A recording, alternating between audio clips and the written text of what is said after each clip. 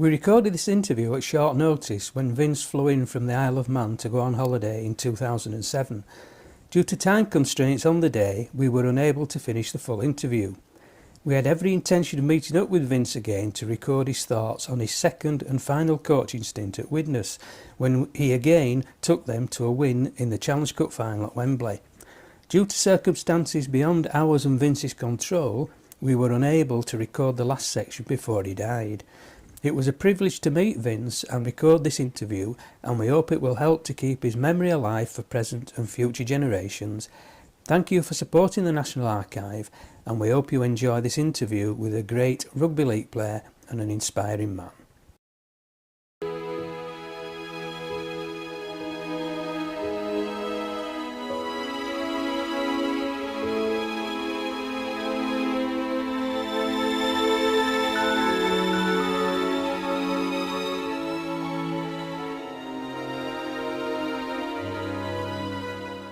When were you born and where were you born, Vince? I was born the 15th of October 1932, and I was born at Cameron Road. It's not a stone's throw away from here, just at the back of the ground actually. Your grandparents were Lithuanians, weren't they? Yeah, on one side I had Lithuanian grandparents, on the other side I had Irish grandparents. So I'm an Irish Lithuanian. I always think that pedigree is one step up from the mongrel, you know. But yeah. But very interesting, really. Yeah, it's unusual, wasn't it then? Because you know your name always stood out to everybody. Well, that's right. Yeah. I think that's why they called me the wild bull in Australia, because they couldn't pronounce my name properly. You know. But, yeah, it's a famous nickname they gave you, that, isn't it? Yeah. Now, you had 6 brothers and a sister. That's right. Yeah, and your brothers, some of them played rugby league as well. Well, Tony played. He played at St Helens, and he played at Widnes, and. He got to international level, yeah. And my brother Dennis, I think he would have been a great player, but what happened was he had injuries to his knees, you know, and my other brother Terence, God rest his soul, he got killed in a road accident some years ago, but he played for Liverpool City, but he was probably a very gifted lad, he was, but he never really, you know, wanted to do anything like professionally, you know. And so when did you first start playing rugby? As a kid at school or with your friends? Well, no, not at school really, because at school I went to Ditton. We moved from Widnes to Ditton, and at school I went to St Mike's, which was a little Catholic school, you know, and at that school. We didn't play any particular sport. We played cricket because Eddie Murphy, God rest his soul, the headmaster. He played for Essex Second, and so he was very keen on the cricket, you know. Yeah. So we played cricket. So did you play with your friends on an evening and well then that was just after the war, of course, and Widnes had started up then, and we came down watched Tom McHugh and Charlie Reynolds and all them, and we used to play tick and pass. You know, we used to play in the road, you know, and then we had a pitch on the back, you know. Yeah. Well, there was a few pits, you know. We used to swim in the pits, and then, you know, take the dogs out, and then the dead dogs out, and then have a swim, you know. You played soccer as well, didn't you? Because were you a good goalkeeper? I played soccer. Yeah, I played in goals. Yeah, I played for ICI. Oh, right. Yeah. Yeah. Did you work there at ICI? I worked at ICI. I served my time at ICI. I was a boilermaker by trade. Right. He was always saying that was a fitter with his brains bashed out, you know. But that's what I was, a boilermaker. Yeah. Did you play any junior rugby for any junior teams? Or? Yeah, when I got to about 16, I went and played with West Bank then, and the coach there was a lad called Jagger Grayson. He was a terrific coach. He was, I think he was probably the finest coach that, you know that I played with, apart from Sullivan. Jim Sullivan, you know, he was a terrific lad.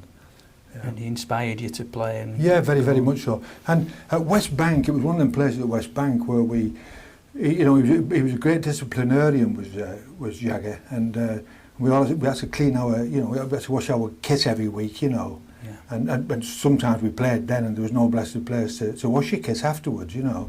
You couldn't have a shower, and so we would go home, like, you'd be full of muck, and then you'd wash your gear. But what we always do, we had to wash our boots, and your laces. And so before every game, we had a kit inspection. It was like being in the army, you know. You'd examine the soles of your boots and examine your boots, your laces and everything. So we had to be turned out right. Yeah. You know, it was really like professional view of things, really. Yeah. And did you take that with you in your life as a coach and everything? And when you played, did you? Very much so. I think lots of these things, like with Sullivan and with P. Lyons, God rest his soul, he was a good coach, Peter, but and he was a great disciplinarian. But when we trained with Peter, of course, we did lap after lap after lap. I thought we were training for the marathon, you know. But but I think you glean something from everybody that you're in contact with, aren't you? Yeah. You know. So it had a big effect on your career, and you were signed from West Bank, weren't you, for St Helens? For St Helens, yeah. How did that? Did you want to play for Widnes, and they didn't approach you? Or? Well, at that time, Widnes sent me a letter. No, I lived in Widnes. St Helens came round to see me. And so, you know, and they made a bit of a fuss about me. And when you're 16, 17, you like being made a fuss about, don't you? Yeah. And so I went to St Helens. And Peter Lyons, God rest his soul, like I say, he was the coach and at St Helens. Right. And they seemed to do that. I think the Wigan and Saints, you always say that they turned up in a car. We heard that with Billy in Wales, that he suddenly turned up, you know. Yeah. And it does impress you, although Billy tried to run away from them, I think. Yeah. But it certainly does impress a young man when they do that. So you played some trial games for them first. And I signed them to play 6 trials. And after 3 trials, they wanted to come to terms with me, you know. I said, but in point of fact, I said to them, let's play the 6 and let's make sure you're certain, you know. And so we played the 6 trials. And then they snapped you up straight. And I signed for Saints, yeah. Yeah. And you signed for £200. That's right. Yeah. Which was good money. A bit more than Murph, I think. Yeah, it was. I think Murph was 80, I think it was, yeah. But it was a local lad. You've never forgiven me for that. You say you were a higher value kid than he was, yeah. So when did you make your first appearance for Saints? I made my first appearance for St Helens at Wigan, not at Wigan, at Warrington rather. Right. When they had a star study side, then they had Jerry Hell, Mary Bath and Brian Bevan, and you know, they did a galaxy of stars, you know. Yeah. And when you went, then I went across, I went to the motorbike, you know, I had a motorbike. Right. And when you got, the place was packed to capacity, you know, and they're up the pylons and, you know, and sat on the pylons and all over the place, you know. And there was seats around the edge of the pitch, you know. Mm-hmm. And that was the first time really that I came into contact with a fella called Dougie Greenall. And Greenall, to me, was like a bloody hired assassin, you know.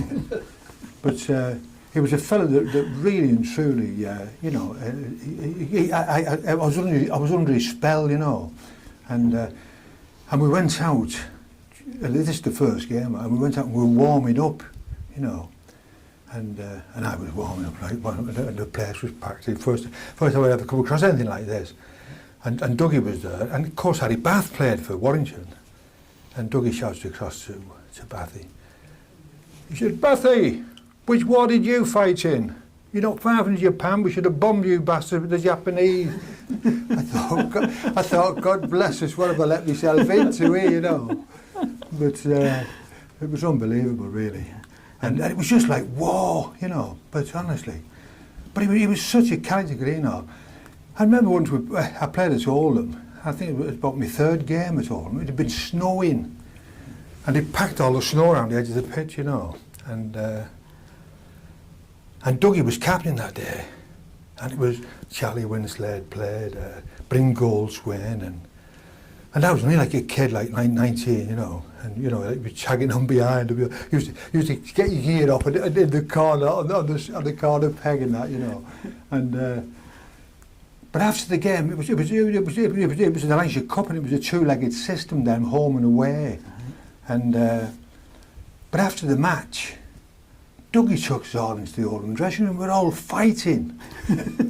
You know, and I was looking for the scrum half. You know, I thought I'll have him. You know, just might, you know, because But it was like war, you know, and the police came in and separated us. and then you used to go downstairs to the bath. It was like a communal bath, and we had to go down separately. And you know, and then the police came. We got baths separately, and you know, and I was in awe of all this. It was my third game in the first team, and then I thought to myself, God bless us, you know, but you know what, one thing I could never remember what happened in the return leg when we played with St Helens. I was never aware of that, you know. Yeah. It just shows how tough it was in those days, though. Did they report things like that in the press? Or no, there's no report whatsoever. It's just like war. Yeah. Yeah. So of course you wouldn't be expecting this as a 19-year-old. It come as a huge shock to you. Well, actually, Les, I was an altar boy most of my life, and when it came, I was quite closeted, you know. Yeah. And so when it came into this atmosphere, you know, I thought, bloody hell, like jungle warfare, you know. Yeah. Because Billy told us the story of on tour with Dougie, where he started the fight in the match that got abandoned. And I think it was it Wells, the centre, the Australian. Oh, Wells, yeah. They'd had a do in one of the pre-test matches, and then they had a do in this. I think it was New South Wales match, and he said Dougie took so much, then just planted him. He said, and they all fought. He said both teams were fighting. Yeah. He said Dougie thought nothing of it. You know. Oh, it was honestly, he was such a character, Dougie. You know, we played it when, you know, like a few years. I'm going on a few years now. But when we played Halifax in the top 4 playoff, and this was the very first time I ever played at Wembley, and we were playing them at Wembley the week afterwards, and we're playing in the top 4 playoff, and Jack Wilkie, God rest his soul, but Jack was one of their prop, you know. And what happened, somebody had clobbered our scrum half. It wasn't Merv at that time, I think it was Todd Dickinson. And it was Jack had clobbered him. And I said to Jack, I said, like, you know, I'd chatted Jack. I said, why don't you pick somebody your own size, Jack, you know, you bastard. Like, and Jack promptly took me, you know. And so put my foot behind him, he had him on the floor, and I was beating him in the head, you know. And Dougie ran on from the side, because Dougie was sub that day, and he was dressed in his Mac, and his suit and that, and the place was packed to capacity, and he said to me, kill the bastard, Vinny, kill him. You know. But this was the sort of person he was, you know. Yeah. But he was a great footballer, and he was only about 11 stone 6, you know, and he was hard, you know, and and I loved playing with him.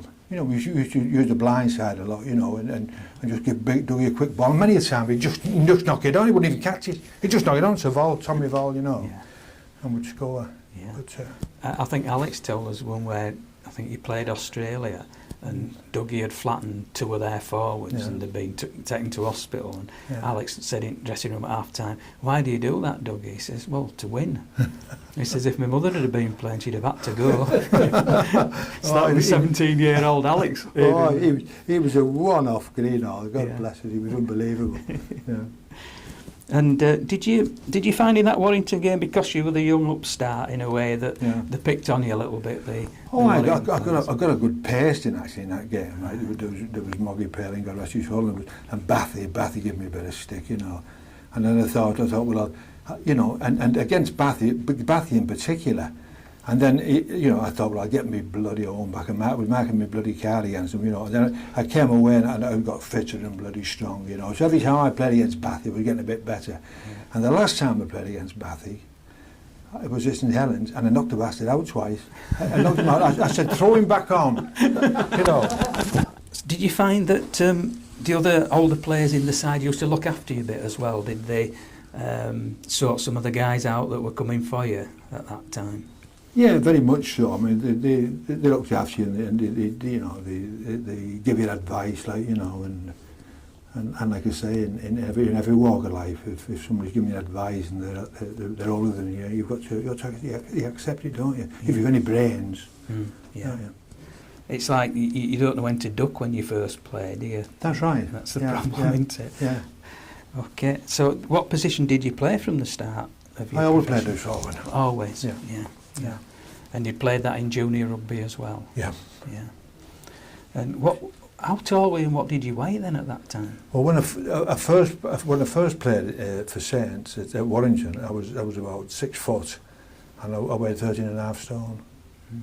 Because that's not large, is it, for a forward? Oh no, no. Because there'd be a lot bigger lads playing. Oh, God bless it. I was delighted to be a few stone in our pack. Yeah. You know, you'd Big Nat and you'd Alan Prescott and, you know... Is that Nat Silcock?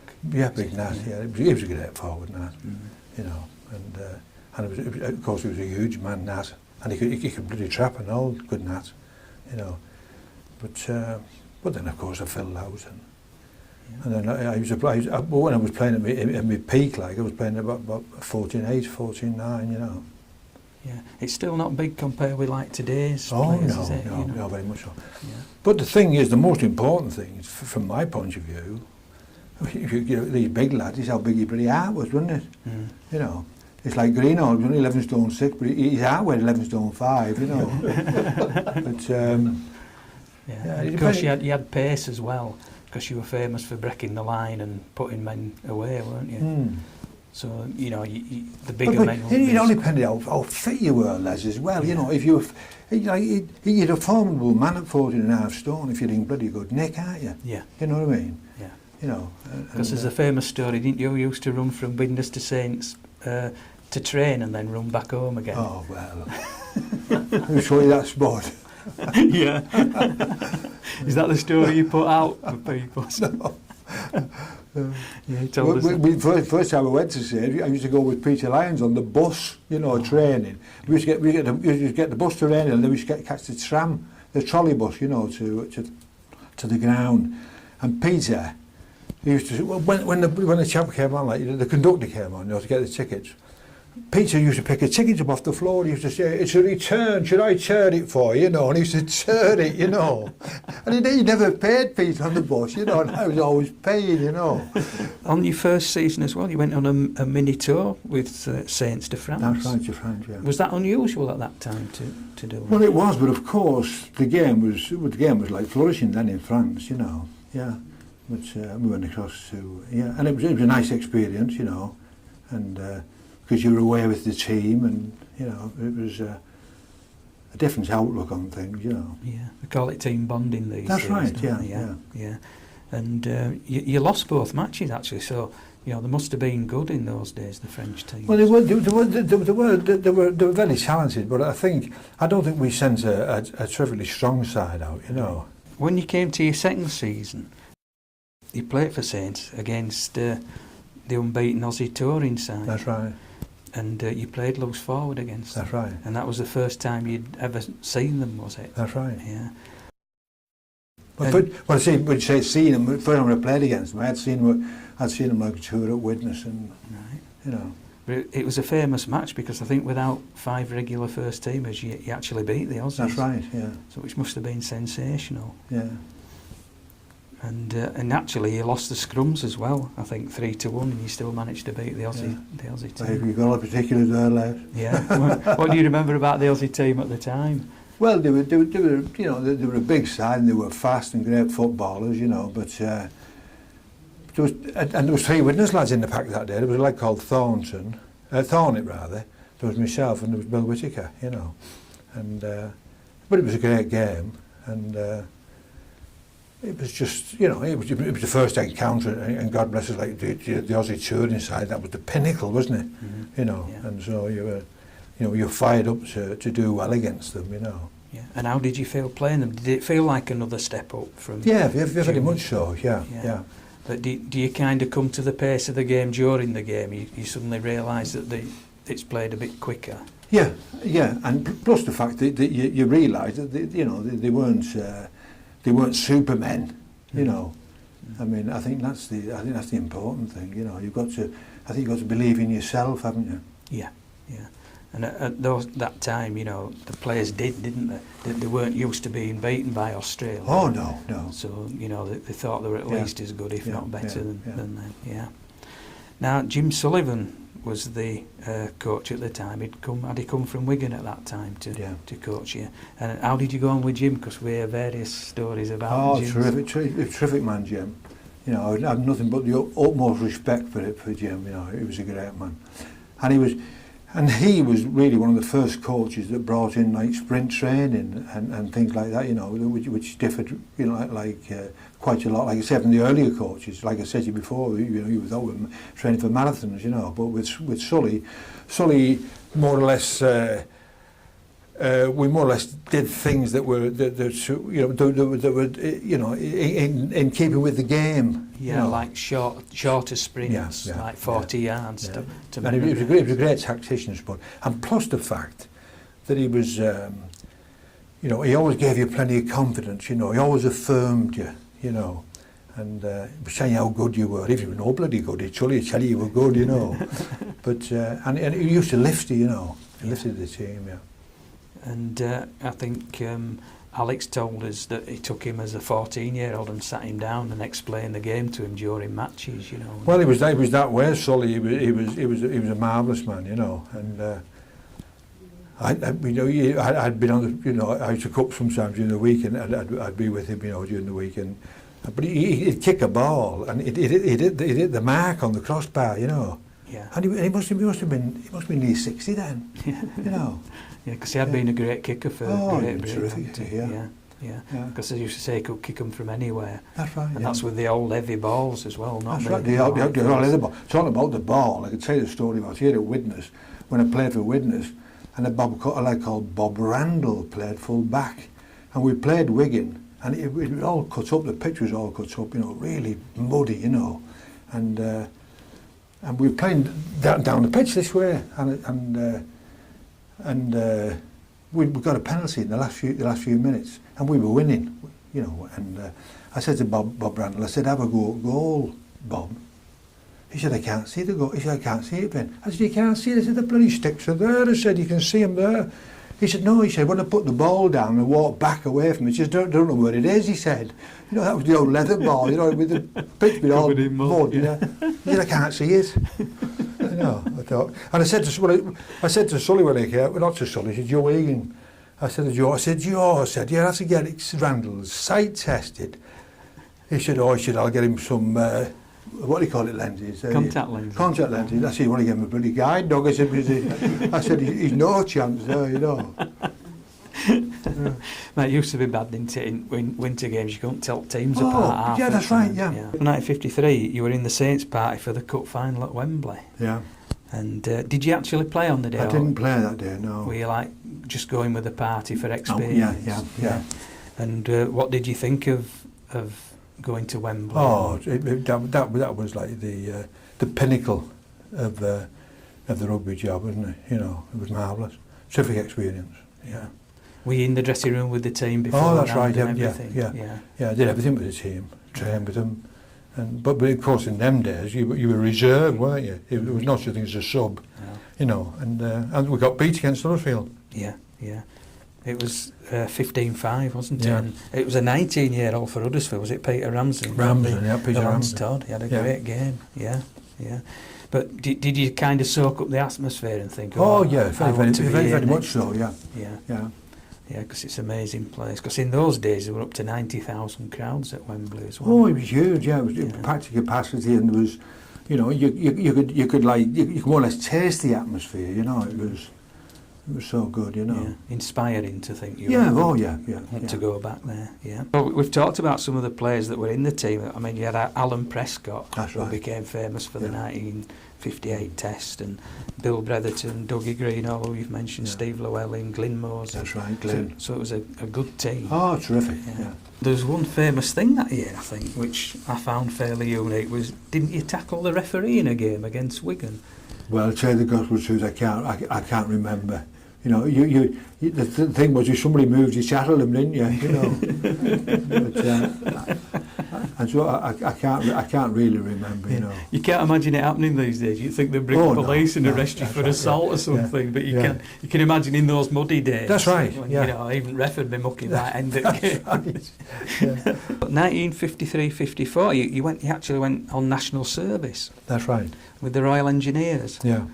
And was this the time when you learn how to build yourself up in size even more? Well, I think prior to this, we'd been training, but of course we didn't know what to do, right? Like really, you know, it was it was a learning curve, if you like, you know, Yeah. and things we did then, I mean, it would be unheard of today, you know. They would say, oh, it'd be taboo, you know, you mustn't do that, you know.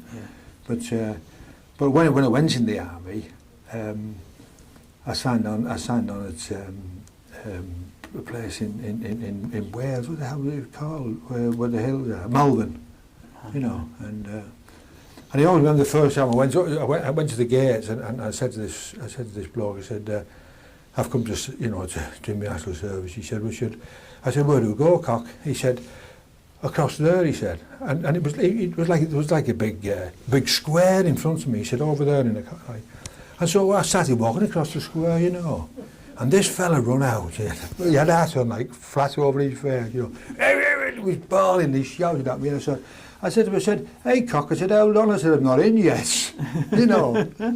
Anyway, about 6 or 7 hours afterwards, he had me on the square, you know. Yeah. But yeah, in the army, when I went to the army, I was stationed down at Liss in Hampshire, you know, and one of the sergeant majors there was a fellow from Wales.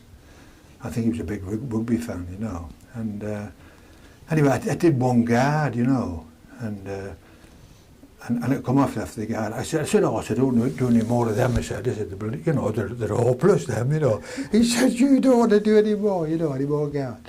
But anyway, I never did know the guard. But and I went. They sent me off then on a PTI course, and I went to Salisbury. I did a junior leaders course, and then I went to Aldershot, and at Aldershot I was, you know, I was at the PTI school, the Army School of Physical Training, you know, and I met some great pals there. There was a lad called Phil Edwards, who's fought Teddy Downs twice for the world title. He was a middleweight, you know, and we used to. Like, but I used to train with Phil, you know, and we used to go out and I said to him, you're not bloody strong enough to be good, and you know, and we used to jump off the bed on each other's guts, you know. But he was a great lad, you know, Yeah. and he was a great scrap, and he'd fought round the booths before he came into the army, you know. Yeah, and they'd be more into science as well, wouldn't they, in the army, of getting people fit as well, because it is a science. That's right, yeah, very, very much so, yeah, yeah. I was at PTI school. There was a fellow called Nick Stewart who represented Britain in 3 Olympics, and after a couple of weeks he did a one-handed handstand on my head, you know, and I could hardly hold it like this, you know, and he staggered it. So I thought, oh, God bless us, you know. But he was a terrific gymnast, and he used to work out about 4 or 5 hours a day, you know. He was superb.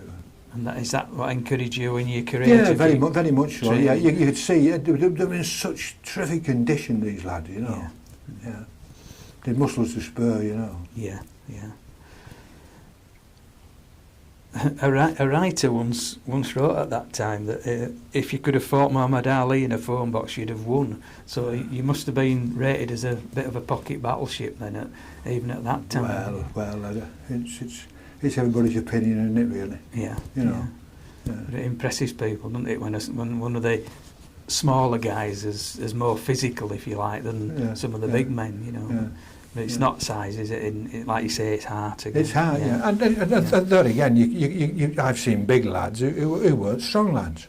Mm. You know, and you got a lesser lad who's very strong, you know. Yeah, because he used to say players play above the weight. That's right. He used to say that, Yeah. didn't he? Yeah.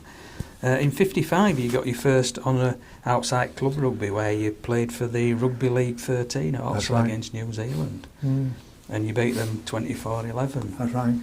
What do you remember about that match? Well, Greenall played in that game, you know, and actually, I was going up. I was at St Helens then, and I went across, and Dougie had a pub in Parr, and he said to me, "Come down to the pub for me then," you know. So I went down to the pub to pick him up, like, you know, and I knocked on the door, and Vera, his wife, let me in, you know. She said, "Come in, then, come in." She said, "Go and sit in the front room." And I went and sat in the front room, you know. You know, you are in somebody's house, like, first time you've been in, you're on the edge of the shirt, aren't you? And, you know. And all of a sudden, this bloody rabbit came jumping across the room, you know, great big rabbit, you know. I thought, God bless us, you know. And then Dougie came in, and he was drinking half a Guinness, and we were playing on the night time, you know. Well, that was like sacrilege to me, you know. Yeah. And then we went down. Then we got the bus from the station, his pub, down to Shaw Street Station in St Helens. We went across on the train to what do you call it, to Odsal. Yeah. And when we got there, you buy a couple of papers to get on the thing, and I bought the Herald and the Dispatch, you know, and Dougie bought the Beano and the Dandy, you know. Bloody unbelievable. Yeah. And how did you go on then with Dougie playing against New Zealand? Oh, terrific, yeah. But like I say, I've the utmost respect for Greenough. He was a terrific footballer, and he was such a hard man, you know. He was a great player. Yeah. And you come up against people like Joe Phillips and Jack McLean, Brian Bevan playing for them in that match. What were your impressions of like Bevan? Well, Bev, I would do it again with Bev. I think Bev was the best ever. You know, he was running, his legs was over here, his head was over here, you know. But and if you get hold of him, you know, if you manage to catch him, you know, I used to do plenty of cover tackling, I did, you know. I'd say, you know, bastard, you know, just knock him over, you know. But no, he was a great player, Bev. He was terrific.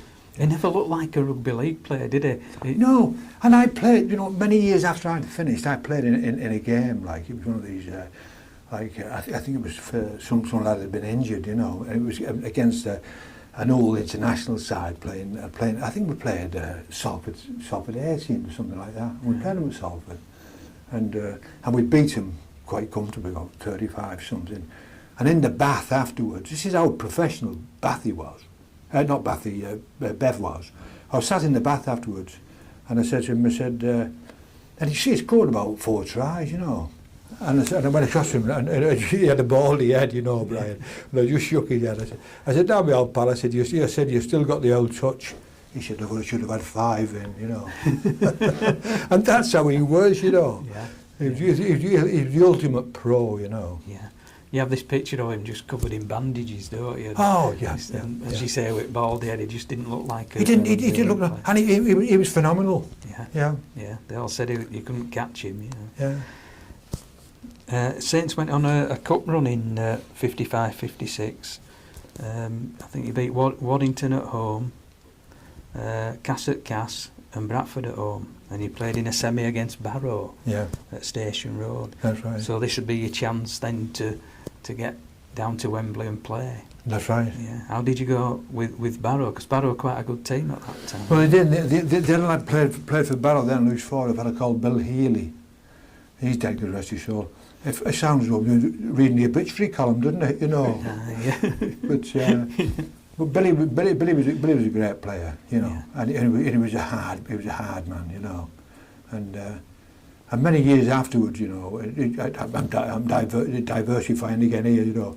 I hope you don't mind, but many years afterwards, when we finished playing, I was in a businessmen's club like the Catenians, you know, and we went up to just outside Barrow, you know, and somebody said to me, your old pal Bill Healy's not so good, you know. I said, I'll go and see him next morning, you know. Well, just prior to this, about 2 months before, Brian McTeague had died, God rest his soul, you know, off tour. And he was a great forward, Brian. And I went up to see Bill, and just knocked on the door, like, and his wife came to the door, you know, she said, Vince, she was coming in, you know. And Bill said, "Now, my old pal," he said, you know, he got up and you have that affinity between you know, even though you're not bloody hell out of each other, you know. Yeah. And when I was leaving him afterwards, she said to him, she said, "You just have 20 minutes with him." But I left about 3 hours later on, you know. We were reminiscing and chatting and one thing and another. And then when we came out and we were leaving, he said to me, he said, "Vin," he said, "I'll be seeing your old pal McTeague shortly," he said. You know, he said, "Have you any messages for him?" You know, and really and truly, that just about sized the man up for me. You know, that he was a hard man when he played, and when he was faced with death, like, you know, he was there again. He was a hard man. You know. Yeah, yeah. You know, he was a man. You know. Yeah. You tended, and looking through the history, of Widnes as well, there tended to be a lot of draws in these, because I think you drew with Barrow at Station Road, Swinton 5-5. That's right. Replayed at Central Park 0-0. Another draw, yeah. Yeah, and you went then to play Halifax at Wembley. That's right. Yeah. And what do you remember about that one then? Well, that was the first time I'd played at Wembley, you know. Yeah. And it was, that was like, that again, like I said, that was a terrific experience. And like when I relate back to that story I told you earlier on about Jack Wilkie, and that was just prior to that match. That was the week before when we'd met him, you know. And I remember when we came away from the ground afterwards, when we were playing the week after at Wembley, and Dougie wound the window down. He had them old windows then that used to wind down, you know, and he wound the window down. And what do you call it, was playing in the centre then, the welly fella, the big fella, what was his name? What the hell was his name? Was it, I can't remember, Palmer. Yeah. And Dougie said to me, he shouted like out the window, "Palmer, don't forget to turn up next week, I'm going to break your jaw," you know. out the court, you know. I thought, oh, bloody hell, we're all right here, you know. So that was like setting the stall before we went there, you know. Yeah, and committing everybody else to it as well. God bless you, yeah. And I think on that trip down, the young Alex That's right. had signed, hadn't he? That's right. Yeah. Now, what? Because he'd be about 16 then.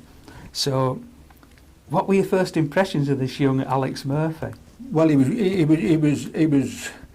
was one of them blokes, like I say, he was one bloke I know that could talk on the water, you know. He was good, you know. He was, you know, and he was so confident, you know. Yeah. But pound for pound, he's the best player I've ever seen in my life, you know. You know, he could run faster backwards than most of the fella could run forwards today, you know. And he'd every trick in the book, you know. He was a terrific player, Spud. Yeah. You know, like people talk about, say, like, you know, we had a great relationship, you know, and I looked after him type of thing, but it was a two-way thing, you know. Like Spud was, he was such a gifted lad. He could have played with any bugger, you know. I think anyway, you know. Yeah. Because you know, he told us stories about when he went in RAF and he played rugby union. He was just as good there, and he was to win the cup. And yeah, he's such a talented player, you know. Yeah, I think he could have done anything in any walk of life. I think he could have been successful, you know. Yeah. He was and you know, he told us a tale about asking Jim Sullivan for a transfer when he dropped him at 17, you know, after his first match. He said he was saving him apparently, but he just thought, oh, big drop, I'll ask for a transfer. He had to go home and tell his dad, who then came down, asked Jim what were happening, and clicked him round here. Shows the confidence, doesn't it, in a 17-year. Oh, it was terrific. You can't imagine many doing that. So at Wembley then, how did the match go against Halifax? Well, I think, you see, like all these big games, it was a terrific match. But you know, when you try and think back, you know, to like a particular match, and you know, the thing about it was a hard game. It was a very hard game, you know, and it was quite an even game, really, you know, and then we got on top and you know, and eventually went out the winners, you know. Yeah, because they were famous for having a good pack, weren't they? That's right. They had Ken Trail at loose forward. Yeah, and he was a big name then, you know. And so I was up against Trail, you know. So you were on your mettle, weren't you? You know, you want to make sure that you put on a good show, you know. But yeah, and how big was Ken? Was he a bit of a bigger man? Well, he was probably around about 15 stone, Ken. He wasn't a huge man, you know, but... so he became... did he go to Wakefield and... I couldn't recollect it, the truth, Les, afterwards. Good player, yeah. Because at that time, did you come up against the other two loose forwards that all the way through your career you seemed to clash for the Great Britain, Johnny Whiteley? Johnny Whiteley and Derek. Yeah, it was you three all the time, wasn't it? For the loose forward spots. Yeah, we played once together. Two of you played in second row, didn't you? And one loose forward. Yeah, I played loose forward. Because as you look at the records, you seem to alternate a lot with them, you know. But Derek was a real hard man, you know, and he was a great player, you know. And Johnny Whiteley was You know, he had such a class about him, John. You know, he was a great player. Great ball player, wasn't he? Oh, he was, yeah. And when we were on tour in Aussie, Johnny played in the second row. You know, and he was a great forward. But Derek was a great forward. They're all great forwards, you know. Yeah. Because Derek wasn't a big man either, was he? No, Derek was probably about my weight. Yeah. Yeah. But he'd take no prisoners. He was one for thumping people as well. Well, he said he was in the removal job, wasn't he? Yeah, still is. I think he still does. He was in the removal job on the pitch as well, you know. But he was a great lad, you know. Yeah. So you won at Wembley. What was it like to go back to St Helens then with the crowds? Well, it was terrific because I don't think they hadn't won the cup for ages, you know.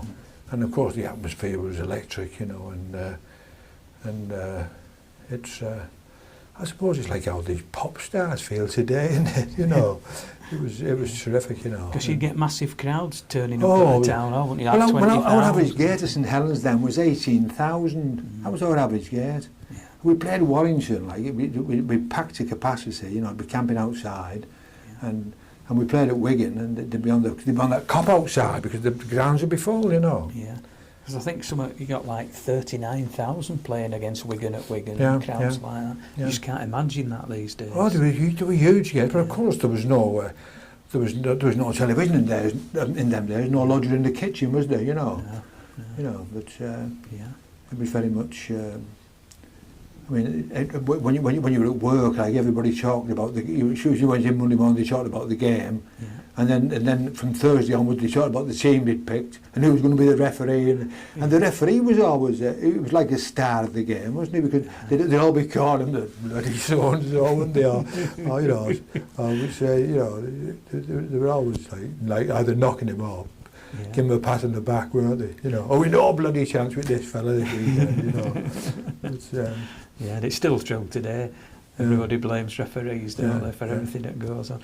How did you go on then, living in, because you're living still in Widnes and playing in St Helens, did you find in the job you were getting stick because of the, you know, playing for Saints? Well, you did get a certain amount of stick, but I think by and large, I think people accepted it, you know, because I played at Saints all my life, really, you know,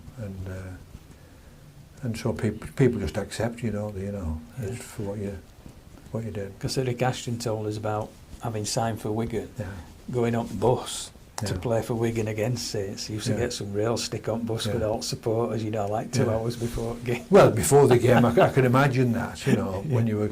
Because when I played at St Helens, I'd get you know, I mean, unless we played Widnes, but when we were playing like you'd be playing like Oldham or anybody, and I used to catch the bus from Widnes to Rainhill, and I used to catch the trolley bus then, you know. But I used to be going in with the speckies, you know, and I was playing, you know. But it was a bit. And sometimes I used to leave it a bit late, you know. You were famous for being late. Really late. Never liked to be early. No. One international match, they dropped me. I got that late, you know. But, In 56-57, you lost the Lancashire Cup final to what was a bogey team, really, for St Oldham.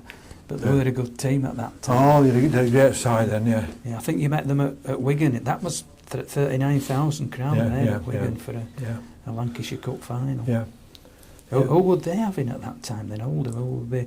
Did Derek Turner play for them? Derek Turner played for them then, yeah. Most of the teams then had good side, the top side. Barrow had a top side. Workington had a top side. Billy Iverson at Workington, you know. And he was like when I was a kid, I used to idolise Billy Iverson. He had lovely hands, and you know, he was a great footballer, you know. And but there was lots of sides. You went to Hull. There was no easy games, you know. There was. Well, to say what you thought were easy games, but if you went to Batley or some place like this, you know. But at Featherston at Post Office Road, it was a battle, you know. And Castleford as well. That's right. There was so many good, and there were so many good players for each position, you know. Because then it would be good money, wouldn't it? If you could play professional rugby league and you were earning a living outside as well. Well, at that particular time, attractive. In the soccer world. I mean, they were doing on the £20 a week wage limit. Well, if we play 2 games a week, I mean, we could be on 25 quid for one match. You know, with a bonus, because you're on basic pay, but they came in, and depending on the quality of your opponents, they would then, you know, they would then say, like, you know, you're on so much. Or yeah, there's always a bit of aggro over the money, wasn't there, with that's the right, players that's right. and the board. Yeah. So I think Eric told you, he once asked, players said, "Oh, we're not getting enough for this cup game," and he had to ask Jim Sullivan to ask the board for more money. He said, and he says, "Oh, who says that?" He says, "Oh." He says, "Don't worry," and they didn't get the money. They played unslit and they won, and they still didn't get any extra money. But yeah, he said it was fearsome with Jim if he asked him to get more money. In 56-57, the Australians arrived again, and early October, you were selected as a loose forward for a trial game, Great Britain versus the rest. Yeah. And Great Britain won 26-23. But they picked Edgar Dawson of York to play 13. That's right. Yeah, was he getting towards the end of his career then? I think probably what he was a bloke. It's a terrible thing to say this, isn't it? But he's a lad that I've not got a great memory of, really. You know. Right. I mean, the lads I all remember at loose forward were like Derek, Johnny, Billy Ely, Billy Iverson, Blanny. You know. Yeah. They seem to have this thing of, you know, you could go on a successful tour and come back and they'd drop you for the next match. Yeah. You know, it just seemed to go on all the time. If it was more like politics rather than how the player played, you know, or which team he played for, and we have to have one in, and this kind of thing. It always seems strange when you see the selections. You know, when you came back in 58, some of the players were dropped for the next test match, even though you'd the Aussies all this, you know. He played at 13 for the Saints against the Aussies that year, and apparently had a blinder in that game. They still seem to talk about it now. I haven't got the score. I don't know whether you beat them or not in that one, but I don't think we lost against them. Anyway, don't say it with well, I know you scored a try. You scored a try in that. So you missed out on the first test. Great Britain won the first test 21-10. Then in the second, when they brought Durrick in, they lost 9-22. And then the third test, Durrick played again and England won 19, Great Britain won 19-0. So you'd missed out really on all 3 tests. Yeah. But still, you were still a young player and trying to get... Was Durrick a little bit older than you? Derek was, I think he was slightly older than me, Derek. In 57-58, the Saints signed Tom van Vollenhoven. Yeah. South African, which was unusual. And what did you think when Tom came over? Well, Tom was phenomenal, wasn't he? You know, I think he like of all the wingers I've seen, I still rate Bev, Tommy Vol, Billy B. You know, but there was a galaxy of wingers about. You know, when you went to they had Luthwaite and Castle at Barrow. You know, and like Southward at Workington. There was a rake of good wingers about. You know, there was Ratcliffe at Wigan, and you know there was good wingers everywhere. You know, they're all battling. You know, but Tommy was something special. You know, and he'd blistering pace, Thomas. You know, I think he was about a 9'8" man or something like that. You know, for the 100 yards, 100 yards at that time. That is quick, yeah. But Prinsloo, who they brought over afterwards, he was 9'7". Yeah, it was unbelievable, you know. Yeah. And they signed about 4 South Africans at the time. The Prinsloo, Vollenhoven, Percy Landsberg, and somebody else. And I remember when they were all talking in the bath, you know, and they were talking in Afrikaans, you know. Right, yeah. And Walladells was rough, you know, really rough lad, you know, really rough bugger wanted. He said, you know, he said to me, he said, speaking our own bloody language, you know, like, you know, so we understand you. He said they're bloody properly calling us, you know.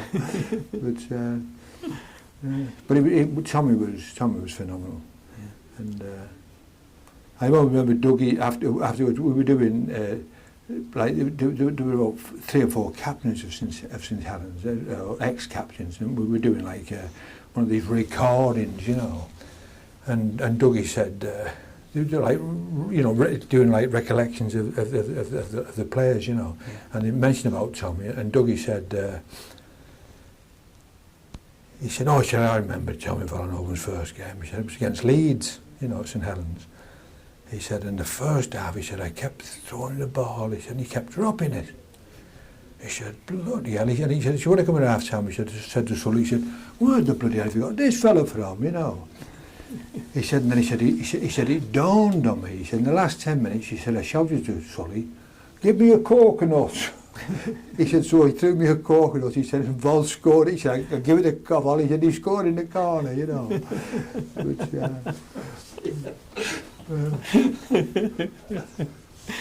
I think in that first one, with it, Alex told us that the Leeds winger kicked over Tommy Vol, and he hadn't taken him out, he'd just let him go and score. And I think Jim had said something about half time, this is what you do with him. Next time he threw him in stand when he tried it again. Yeah, but he said and Tom said he had a lot to learn, you know, in those first few games. Yeah, but he was a great player, Vollenhoven. Yeah. Because when you read like an history of Saints, that period, they always talk about his great tries, one at Wembley, one in Championship at Odsal. And I don't think he's seen that one. There is a film somewhere of that one at Odsal. BBC destroyed theirs, but there's one about an amazing film of the speed of them. Yeah, I think we played Hunslet that day. Was it Hunslet? Yeah. But Odsal, yeah. At this time, you sent to lose a bit of form, I think. And you were worried about whether you get on the tour in '58 to. That's right. Australia. Yeah. But you had a trial match, and they still weren't sure about picking you. But I think Tom Mitchell stepped in at that point and said, you know, we can't go without Vince. And how did you feel about that when you found you'd been picked for the tour? Well, to get picked for the tour, like that, you know, I was over the moon. You know, it was marvellous. You know, and Tom, I had a very special relationship with Tom. You know. I had no relationship with him prior to the tour, but on tour we became very close, you know. And he was a great man, and he was a fellow that I always looked up to, you know. A fellow I had a lot of respect for, you know. Unlike some of the tour managers, all the players seemed to get on with him. He wasn't like the official from the Rugby League getting in the way. He was actually on the side of the players, wasn't he? That's very much so. Yeah, he could handle men, you know. He could handle people, you know. Man management, he had that skill, you know. And he was excellent, Tom was. Yeah, because taking all those players to Australia can't have been easy. All them young men, you know, out in Australia, it's not. Yeah, and it tries to pacify them all, isn't it? And to discipline them all as well, isn't it? You know. Yeah. But he was ideal. He was such a good manager, Thomas. It was unbelievable. But you know, when we first went to New Zealand. You know, when we went to New Zealand, like after we finished in Australia, we went to New Zealand and we were. And you know, and all the Maoris meet, you know, at the airport, and they're all dancing and that, you know, and then we went to this big official dinner, and all these dignitaries, all these government dignitaries were there, you know, and they were all saying, you know, they were all speaking about the tour and welcoming the touring style, you know, and then they said, Mr. Mitchell will now reply on behalf of the tourists. And they flash along to Thomas, and Thomas was fast asleep at the end of the table. and he had this big beard, you know, Tom. And somebody gave him a nudge. I mean, he used to stroke his beard like this, you know. But he was so composed, you know. And then he must have realised where he was, that he started into it, you know. Yeah.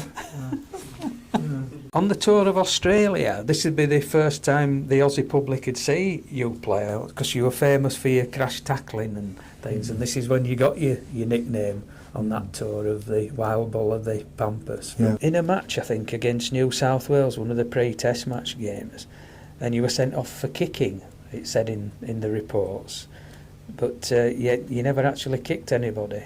I've never kicked anybody in my life, Les. And actually I've got a photo where I've hit Diamond, and and he's horizontal. He's going down. He's going down horizontal. You know, but and you can see I'd hit him. You know, you could see the follow through. You know, but no, I never kicked out in my life. 3 Aussies were later sent off in the same game for foul play. They banned you, didn't they? For I got. I think I got 2 matches. 3. I missed the first Test match. Do you think after seeing you, the Aussies were getting a bit afraid of you and thought? Well, I don't know so much about that. I mean, what I used to talk about it, I was just pig sick of missing the match. You know. I think they'd said something about that some of the matches were too violent and try and cut it out to teams, and we played to that a little bit in the first Test, and they didn't. Yeah. And they won. Yeah. You know, something about the government had said something about, it's too violent, we can't be showing this to kids and stuff. And, it turned out to be another con.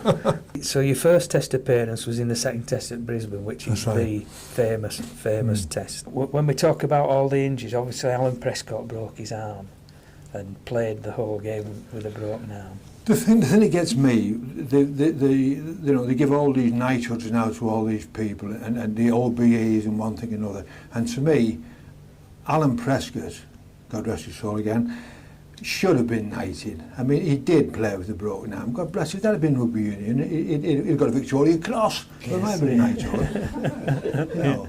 But he was terrific. And he was such a hard man, Precky. It was unbelievable, you know. And the Aussies weren't like easing off him during the match. You know, they were still going to give him plenty of stick, even though they'd say they weren't. Because I was there, I was in here amongst it all, you know. Yeah. But and it was your teammate from St Helens as well. He was Precky. He was as hard as nails, Precky. He was a real hard fella. Yeah.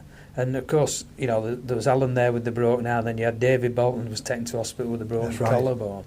And you know, I've often wondered, I've asked the other players, you know, what was said at half time? You know, because obviously you were up against, because I think you'd hurt your back. I'd hurt my back, and Challoner had trouble. There were about 5 of you, I think, having problems. So how did you get your head around it at half time to think, you know, because there were no subs in those days. What did you talk about at half time? Well, you had to switch I can't really recollect.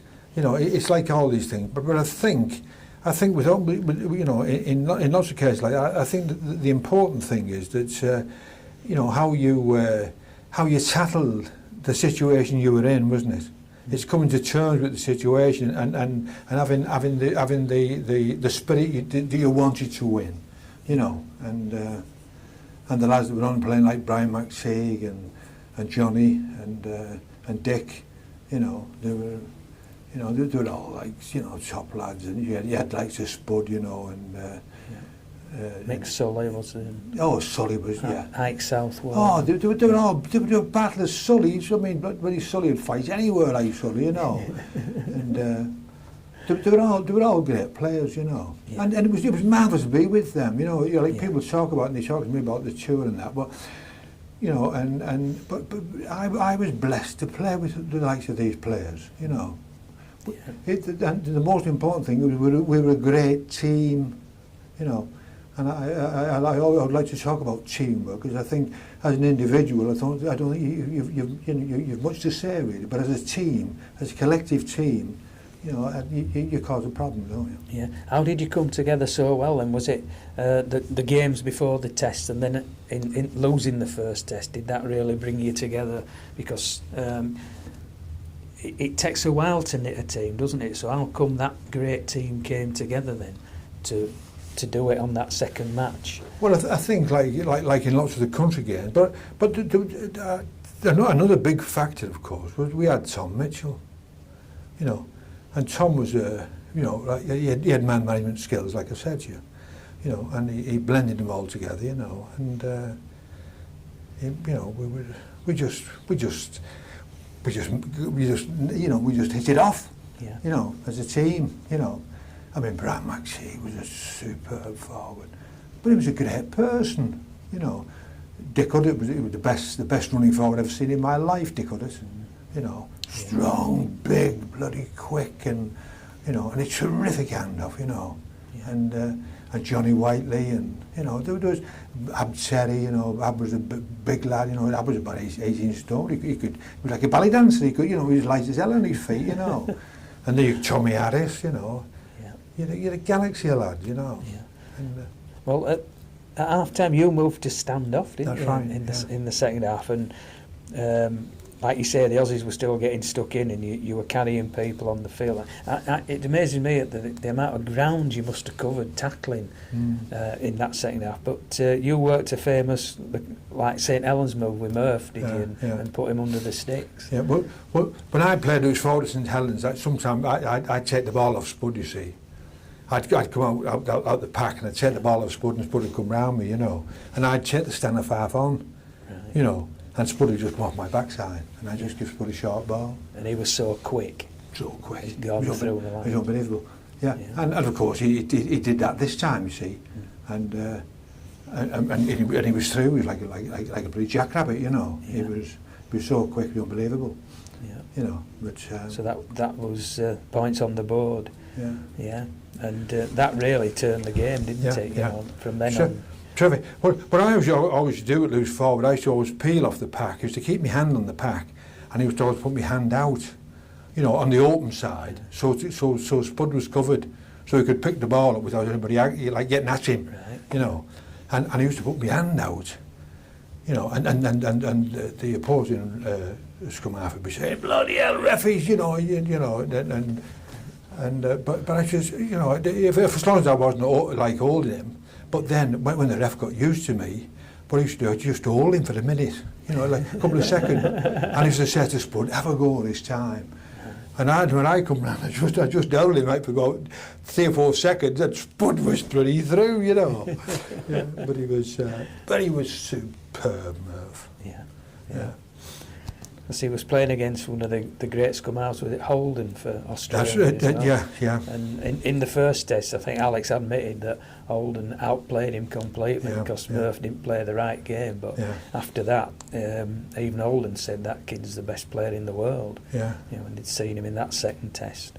Well, Spud said to him, I think Spud said to him that they were talking about the best scrum halves, you know, and Spud said to him, "You'll see the best scrum half in the world today. That's me," you know. and that's how he was, Murph, you know. Yeah. He was, but he so much ability. Yeah. And what I could never stand really was people mouthing it with no ability. But when you got a fellow like Spud, who had the ability, you know, he backed his mouth up with the ability. You know, he was.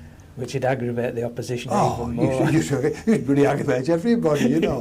Glenn Moses used to say to him, he was always going like, but you know, and Glenn Moses was on tour with us. And Glenn was a terrific full-back, such a bloody hard man and that, you know. And Glenn used to say to him, he said, "Spud," he said, "go and play in the busy streets." You know.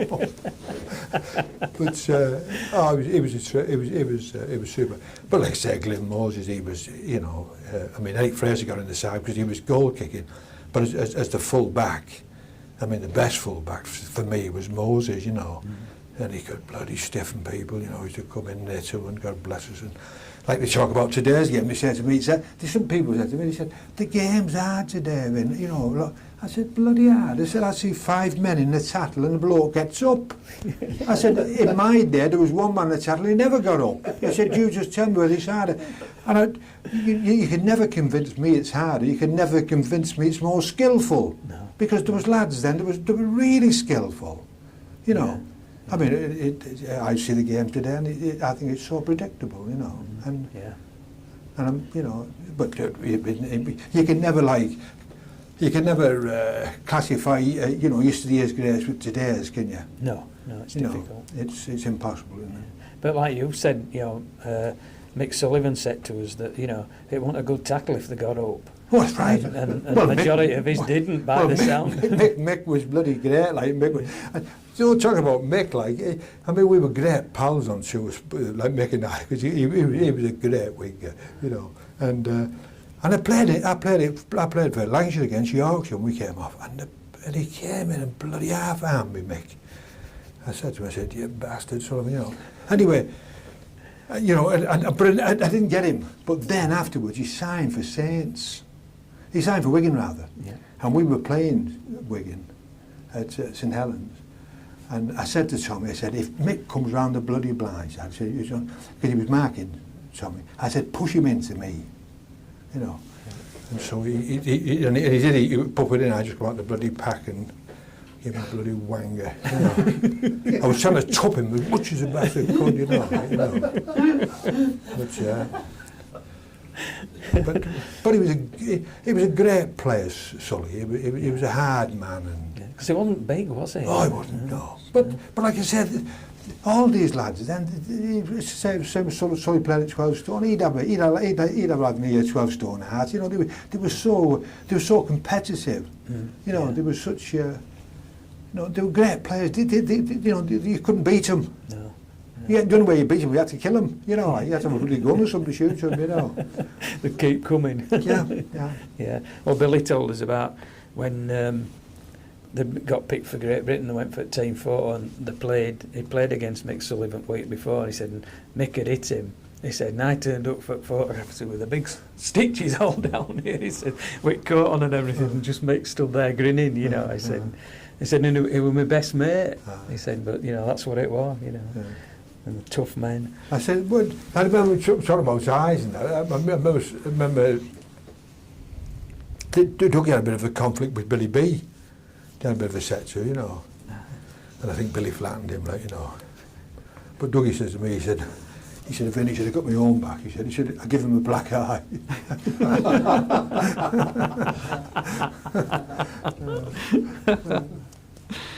Yeah, they're all best of mates though, even after these clashes, and then they're going to test. You've got that affinity between you. I mean, when we were on tour, like, it was like bloody war. You know, when you went on, like, when you walked on, you know, the Aussies would walk on you, you'd walk on you, and you'd be saying, they'd be saying, you pommy bastards, you know, and you'd be sort of calling them convicts, you know. And then the first tattle, it was like bloody war, like nuclear war, you know. There was no prisoners, you know, only survivors, you know. You just, you come in and wham you and bloody hitting you at the head, and you know. Yeah. And with 78,000 behind them watching it as well. You know, terrific, grounds, Well, the last Test match in Aussie, they were camping out the night before to get seats, you know. Were they? Yeah, it was packed to capacity. Yeah. Because you won that fairly easily, That's didn't right. you? Yeah. Was it 40-17? Yeah. That was the one where they were throwing missiles on the pitch. That's right, weren't they? Because they weren't right happy about the way the score were going. They were throwing bloody bananas on and all sorts, you know. And didn't Mick Sully pick an orange? Wasn't it? Aye. You know, you think, don't incite 78,000 people, especially after Billy told us in that one where they'd come up the terrace in the crowd to braid the players when they were all fighting on the field. You thought, don't take much encouragement, these Aussies. So it was a great result, you know, and after that second Test course, it's one of the famous tours. You know, it'll be remembered forever, as long as they're writing about rugby league.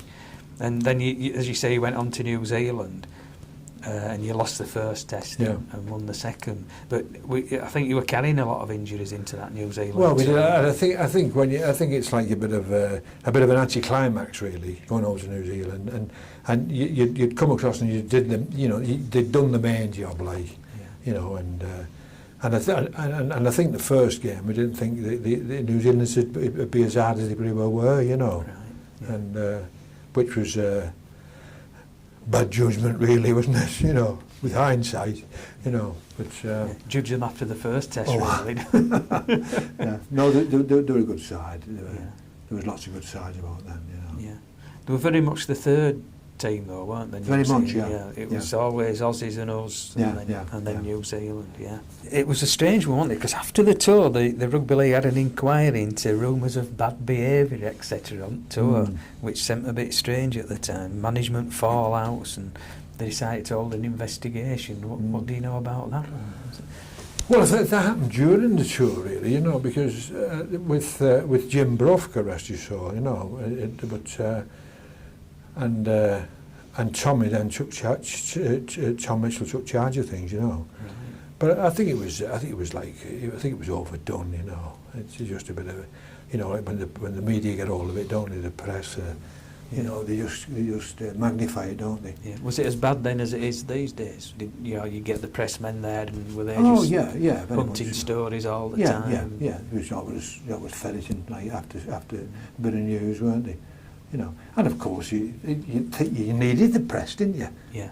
I mean, it was nice to have the press, because if you didn't get a press, it was it was no good for the game, was it? No. You know. Of course, there was no live TV then for them to watch. No, It was the press no. that reported everything. Yeah. Like 3 months later, a film would arrive, and you'd Yeah. see it in the pictures or whatever. Yeah. So it's just things that happen on tour, isn't it? You get fallouts and disagreements. That's right, but management. I would think, you know, most of the tour was excellent, you know. Yeah. Yeah, as we say, it's a memorable series that will never be forgotten. So you returned back to the UK, and you were picked for Lancashire, and you lost to Yorkshire 16-15 that year, which should be... They, like they say now, they have the state of origin, don't they? Yeah, and were those kind of games taken as seriously in that Yorkshire? Very much so, yeah, the Yorkshire Lancashire games, yeah. Did they treat them as a trial at that time? Well, For the it would depend, wouldn't it, on whether, you know, whether it was internationals that year, you know, Yeah. and then of course they'd mark your card accordingly, wouldn't they? And how you perform in those matches, you know. Yeah. And you reached the Lancashire Cup final that year, Saints, and you lost to Oldham 12-2. Bloody hell, Oldham again. Yeah. Yeah. The right bogey team. Yeah. This seemed a strange one. You know, they talk about players, you know, having to play 2 matches in a week now, but at Christmas you played 3 games in 3 days. You played Christmas Day, Lee away, Boxing Day, Wigan at home, and on the 27th, Oldham at home. Oh, they were 100% over the Easter period. Yeah. And what you used to do then, I mean, God bless you, and the pitches weren't as good then, of course, like it, because it wasn't like today, like playing on grass. And when you played at Oldham, you know, bloody hell, it was like playing on the road, Yeah. you know. Yeah. And what I used to do, I used to prop the clothes up off your knees, you know, because your knees would be you know, really like lacerated, you know. And I used to go down to the chemist, you get this peroxide, and you used to pour it on your knees, and it used to effervesce, you know, and it would lift all the muck out your knees, out the cuts, you know. But it was like bloody iodine, you know. Yeah. It really stung, you know. And then you put Vaseline on, you know, and then you were playing next day, you know, and you were playing Wigan or something like that, like I say Oldham, you know. God bless us, you know. Yeah. It's hard work, that, isn't it? Yeah, because of course at that time ice pitches would be evil as well, and you tended to play on them, didn't you? There won't be that many postponements, would there? Oh no. Well, it's like when it used to freeze over, and they had some stuff. We used to put, what do you call it, down, like little fires, you know. Oh yeah, braziers. Yeah. Yeah, braziers. Yeah, they just put them all over the pitch. Well, all it did was thaw out that part underneath where the and in between was like concrete, and he'd come on and he'd try, you know, he'd just try where the brazier had been. Oh, it's all right. It was like bloody rock in between, you know. And then they'd say it was all right for playing, you know. Yeah. You say, well, you play on it then. That would be the best way. Oh, you had to play, you know. It was like bloody concrete. And it just had extra cinder, wouldn't it, on the surface? That's as well, right. Because them things would leak, wouldn't they? Yeah. You lost in the Challenge Cup at Featherstone that year, 20-6. It was snowing. Was it? Yeah. Fatal, that. Yeah. That was a bad memory. But like I said, there were lots of good sides about then. You couldn't go and couldn't go to any of them, you know, the smaller teams, if you like to say, you know, and be assured of winning, really. You know, I think we're probably a bit too cocky, but They were ready for you, weren't they? It was like a cup final. That's right, for them, yeah, very much so, yeah. They're all out to prove something. Yeah. Of course, like teams like Featherstone all came out of the mines, didn't they, in the area, so they were big, strong, tough lads as well. Oh yeah, it was. I remember when I say snowing, because I remember I've got a photograph somewhere at home, and it was sad, like this, like shivering before the game started, you know. Yeah. Bloody snow all over the place, you know. Yeah. Thought Father Christmas was there, you know. And you gained revenge for the Lancashire Cup defeat by Oldham, beating them in the Championship semi-final. That's right, that year, yeah. You beat them 42-4 as well. That's a good score, especially against Oldham when they were your bogey team. And then you played the Championship final at Odsal against Hunslet. You mentioned that's when Tommy scored that fantastic shot in front of 50,000. It's amazing, the crowds just... Oh, they were, like I said to you before, I said they were, our average gate at St Helens was 18,000, you know. And, you know, that was an average gate. Yeah. You know, average home gate. Yeah. So they were phenomenal, the crowds, really. And what were they paying you at that time for winning pay then in average game? I can't remember, it was probably about 10 or 15 quid, but like I say, on top of that, you'd have a bonus depending on the quality of the opponents, you know. And then you had a job as well, didn't you? Yeah. So you're like earning double wages. Yeah. But like I say, if you played over a weekend, you couldn't bend your knees when you time you finish all them grey. You went to work Monday morning, you know. Yeah. Feeling rough. Yeah. Well, in the team that year, like you mentioned, Prinsloo were as fast as Tommy Vol. Well, you had Rhodes at full-back, great full-back. Yeah. Tommy Vollenhoven, Greenall, McGinn. Brian McGinn. McGinn, good centre. Prinsloo as fast as Vollenhoven. Faster, yeah. Not as good as Thomas. No. Smith. Wilfie Smith, yeah. Smith. Yeah, sure. Murph, yeah. Abe Turry, was it? Yeah. McKinney, Thomas, yeah. Prescott, which Alan again, into Alan Prescott. Yeah. Briggs. Brian. Huddart. Yeah. Terrific. So, yeah. Great second row, that. Yeah. Well, you see the old films, and a number of times you see Dick Huddart come storming down the field. He was unbelievable, Dick, and he's a terrific handoff. Yeah. You know, but the thing is, like, you see people come in and they try to shift people, but you don't. You use them as a fulcrum, and you use your own. You just push yourself away from them, you know. And Dick had that off to a fine art, you know. I remember we played against Cumberland, and I was playing for Lancashire, and Dick was playing for Cumberland, you know. And I come in and Dick handed me off. But I was frothing at the mouth, you know. You know. And so, but next time I line him up, but I come in from the side, you know, so he couldn't see me coming, you know. And I'd give it him good you know. But head on, you'd no bloody chance with him. Yeah. It's a terrific handoff. He just push you off, you know. Yeah, strong man. And Hunslet weren't.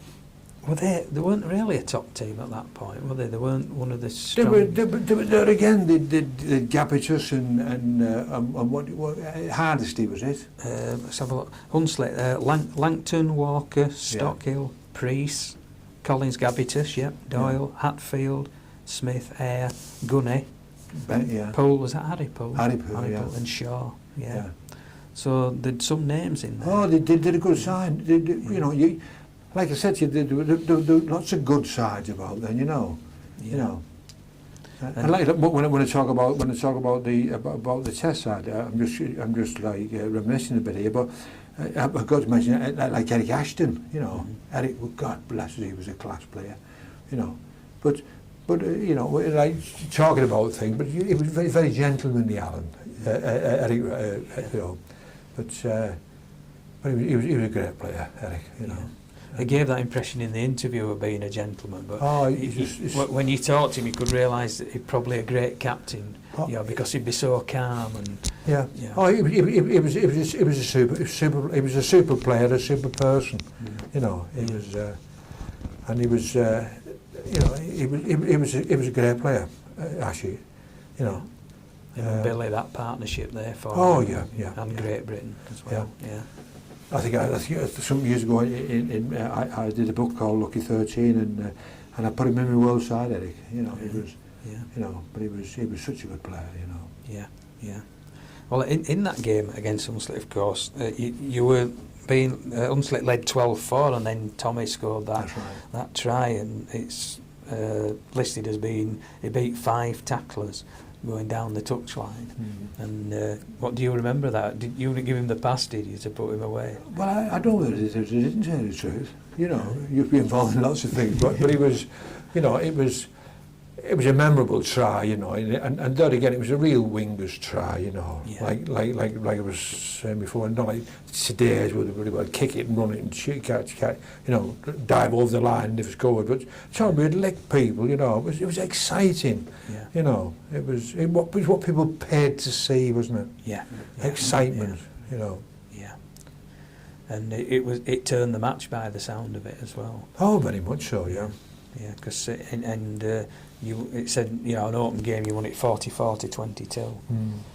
So, you know, nowadays that say, oh, there were no defence in that, weren't there? But not in those days. Oh no, it was terrific. You know.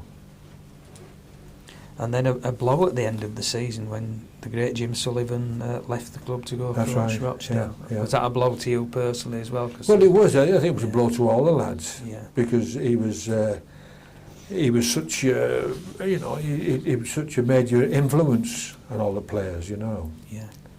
Yeah, he was a one-off Sully. Yeah. Because he brought you all along, really, hadn't he? He was great, and he was, you know, he used all his pants up with a. I remember we got introduced to the Duke of Edinburgh. He had all his pants up with a tie, you know. He had a tie around his pants, you know. But he was, you know, he was a real. I'm talking about being introduced to the Duke of Edinburgh. I remember in a test match we played at Wembley, and we got introduced to the Duke of Edinburgh, you know, prior to the match. And I was stood next to big Frank Collier, you know. And Frank was like Desperate Dan, you know. He had a great big massive chest, you know. And I was always thinking this cos he'd make me a waistcoat, you know. But he was massive, Frank was. And the Duke of Edinburgh, this is the gospel truth, I don't tell you a lie. He came out and he was next to me, like, and he shook hands with Frank, and Frank says to me, he said, "Wife and kids all right." What did Duke of Edinburgh say? He started bloody laughing, you know. But he was another fella, like, when you played against Collier, you know, he'd come in and he'd flatten you know, and you know, then he'd say, "There's business," you know, he was getting up off the floor off you, you know. But there were so many characters, you know. There were. That made it great. The game great, you know. Yeah. Well, at the end of that season, you were picked to play the French, and there's a famous thing when you and Dick Hart were out having a drink, were you? And was it Bill Fallowfield, the team boss, found you having a drink? And you know. We weren't like getting. I think we just had like bloody shandy or something, or a glass of sherry or something, you know. But there again, they magnify it, don't they? Yeah. It's like I don't think a lot got on very well with Fallowfield, did they? He seemed to run the sport, and you know. People. Yeah. But I suppose he was. He did his job, didn't he? He was. But I think he. You know, he had to be a little more, what's the word, you know, accommodating, like, you know. Right. You know, for people's, how people lived and how they did things, you know. Yeah. Because wasn't he from Cambridge or something? Was he educated at Cambridge? He was, yeah. He was a rugby union fellow, wasn't he? Yeah, so it'd be slightly different to average rugby league player, wouldn't he? Yeah. In 59-60, the Aussies came to tour, but he didn't get picked for that. Do you think it were all to do with Bill Fallowfield and I don't really know. And at that particular time, we were in business, like, and I'd be missing matches and things like this, you know, because we were doing well in business, and it was tearing you away from the sport at that's that right. time, wasn't it? Yeah. In the tests, they picked Johnny Whiteley for the first and third tests. And it just seems strange that after your successful tour that, you know, you weren't the first man on the list to play. I might have upset one or two people. Yeah. I think any good player didn't they, by the sound of it in those days. Mind you, Johnny was a great player. Yeah. In 60-61 you started the season injured, but then you played in the Great Britain versus the Rest trial for the World Cup, which was being held in England that year. You were picked in a pack of three of the best loose forwards, Johnny Whiteley, Derek Turner and yourself. But you arrived late and missed the game. That was the one you mentioned earlier. And what was the reaction to that again? Were they? Well, the reaction was that what they did, they took me in a police car, but you know, the sirens going, they took me to the television studios at Manchester, you know. Yeah. But they just, I mean, I think Fallowfield were very excited. I was still learning time, you know, would have been on, you know. Yeah. But he was flapping a bit, I think, Bill, you know. Right. This was overlooked and you played in all the 3 matches. In the first match it was Great Britain 23, New Zealand 8. That was at Odsal. Did we play France at Swinton that year? Yep, Great Britain 33, France 7 at Swinton. Yeah. So that gave you 2 wins, and then... I think I got sent off in that game against a fella called Bath, I think it was. Oh, right. Yeah, a Frenchman. What happened in that incident? I can't remember. I just flattened him. He was. I think he was rugby league international. You know, Oh, right. a big name. You know, and Yeah. and I always remember afterwards. We were having a drink in the bar, like, and somebody come across having a go at me. You know, like, you know, about dirty bugger and all that. You know, and Billy B was there. You know, and Billy B, like, took over and defended me, you know. Took over, he said, if he had a go at this fella Billy, you know. So it was like having a minder, you know. A very good minder and all, Billy. Yeah. I remember, you know, you get this impression of Billy being a big, mild man, don't you? But Eric said to him, somebody threatened Eric on field or something, and Eric said, I turned to Billy and said, Billy, he's got to go. And he did. He was such a nice lad, Bill. Yeah, smashing bloke. You beat Australia in the final, was it? That's right. Yeah. Yeah. They said they should have thrown the ball away and just kept on with the fight, you know. Yeah. It became known as the Battle of Odsal, didn't it? Yeah. Yeah. It was a battle, that. Yeah. I think the reporters described it as one gigantic brawl. Yeah. Fist fights every couple of minutes. And in the second half, all 26 players were involved in one fight. It was just a game for green, all that. He would have revelled in that. Where's Dougie when you need him? But it said like it was the forwards that really won the game for Great Britain, but and you managed to bottle up the centres, Gasnier and Wells, which That's were right. 2 great centremen. Gasnier is one of the all-time. Oh, Gasnier was a terrific player. Yeah. Well, the Aussie had lots of good players, you know, and it was you know, like I say, after the tours and that, and when I'd finished playing football and that, you know, and when I went across the Isle of Man, I got a couple of invitations to go across to Aussie, you know. Right. I went across to present the Best and Furthest Player Award, Right. and I got an invitation to go across and open a big extension at Western Suburbs, you know. Right. I said, oh, the bloody hell, you picked me to pick the Best and Furthest Player Award. I don't know, you know. And then Mossop, who just played in them matches, Rex Mossop, played in the second row. And I'd run into Mossop a time or two, you know. And but he had his own television show, you know. And they put me on the television show, you know. And he showed me like a snap out of one of those test matches, and I bloody well let him, like, and he was, and he said to me, he said, I received 22 stitches from that encounter, you know. He said, have you anything to say for yourself, you know? I said, I don't recollect it, you know, really, you know. But what he did do, he said, and just, you know, and he said this on television, you know, in front of bloody millions of people, like, you know, he said, you knocked me out that many times, he said. He said, I was thinking of selling advertising space on the soles of my shoes. I thought, bloody hell, what a thing to say, you know. Of course, he'd be relaxed presenting the show, wouldn't he? Oh, very much so, yeah. And you know, they looked after us when I crossed there. Like, they looked after me so well, you know, and you know, and lads that you'd battle with, like, I never really spoke to half of them, you know. Yeah. And but they were, like I said, there's that affinity between you, you know. Huge respect as well, that you can go out there and do that, you know, play against them and beat them. You know, Aussies like to win, don't they? But they do respect people that are good at what they do. Yeah. In '61, he played for Great Britain against France at Knowsley Road in front of 18,000. Great Britain won 27-8. The French were known for being a bit rough as well at times. Oh, yeah, they always put the bloody boots in. You know, the first thing they ever did was put the boots in.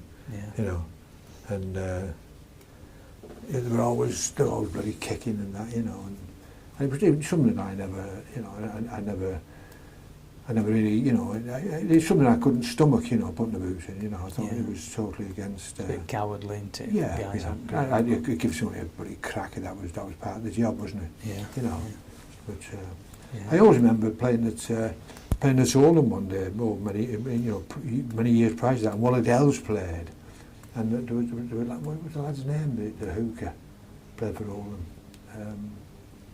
Anyway, I forget his name now. Well, it was Keith, I think. I got Keith, and I clipped him, like, you know, and he was slightly down on the floor, like, you know, and one of the elves came walking past and he kicked him in the head, you know. I said, well, I said, there's no bloody need for that, he said. He said, Vinny, they've only got 12 now. This was the days prior to the subs, bloody hell. We got 12. That same year, Lancashire Cup final, you beat Swinton 15-9 at Wigan. Aye. So it was nice to win one of those, wasn't it? Because you didn't meet Oldham in the final this time. Yeah. They were a good side, Swinton. Then they had lots of good players. They had Bland at loose forward and Gowers and they did what do you call it? Scrum half, hadn't they? What was his name? Williams. Was it Williams? And he said to me, I was to do, and he said to me, I believe you're looking for a prop forward. I said, aye.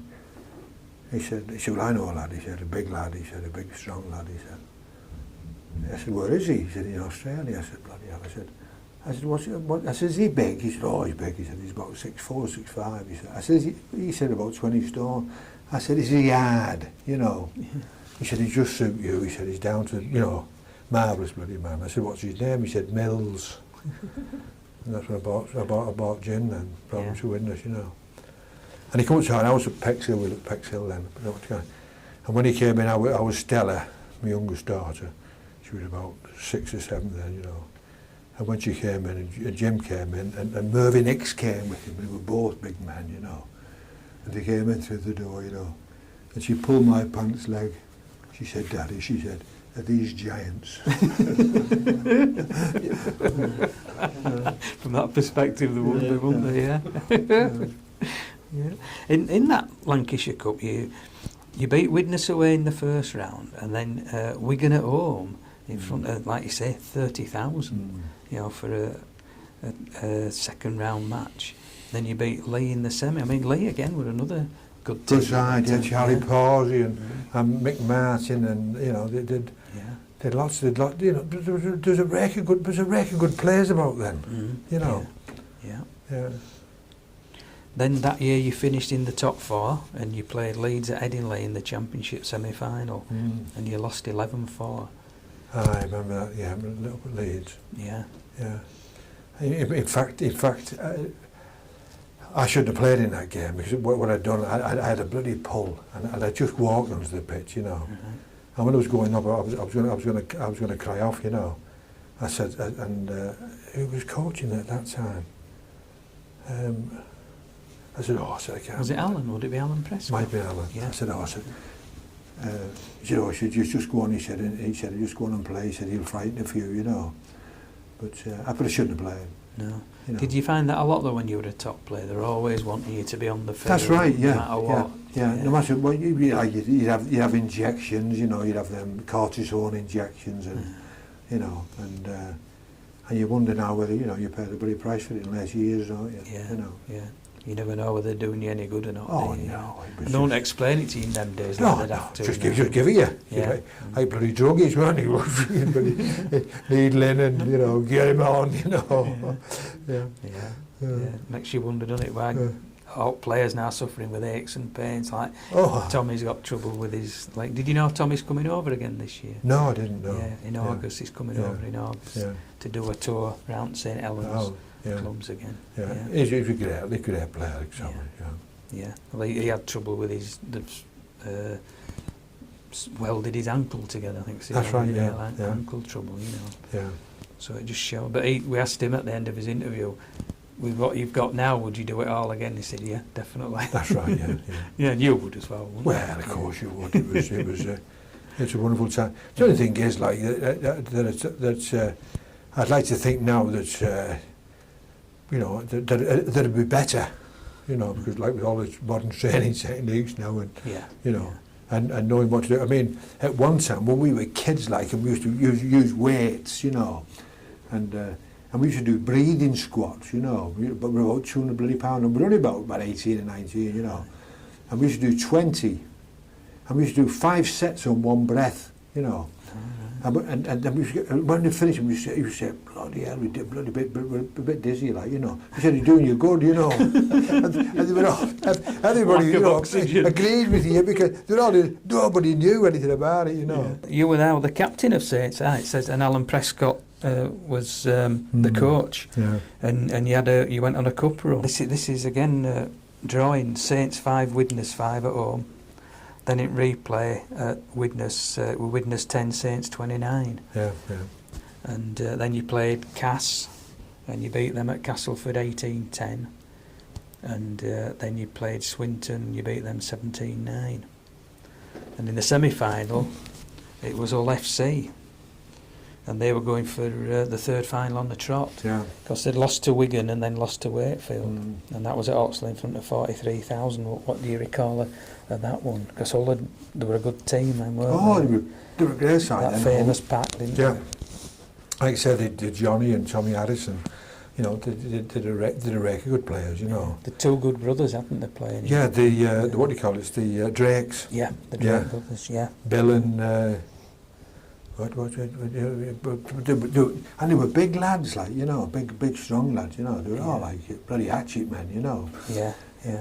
Like the brothers up at Cumberland and all, the Gawley brothers, you know. Oh yeah, I've heard of those. And they were big lads and all, you know. They're all like bloody giants, you know.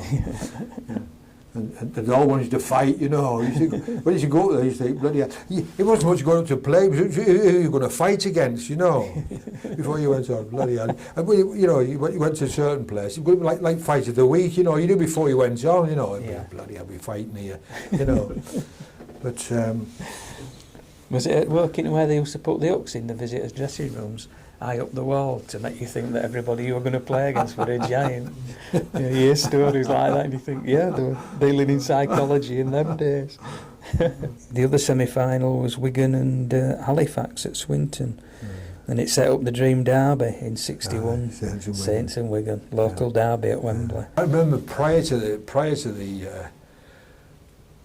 final, we did an interview on we did an interview with Eric and I, you know, Eric Ashton and myself, because we know the captains of the respective sides, you know, and I said, we'll beat them, you know. Which is why you're so confident, you know. I said, we're faster. I said, and Wembley's built for space, you know. I said, we'll beat them, you know, we'll beat them. And we did beat them. Yeah. But it was a terrific game, that, you know. It was say Ashy and Billy B and, you know, Mick and, you know, the Galaxy of Stars there, you know.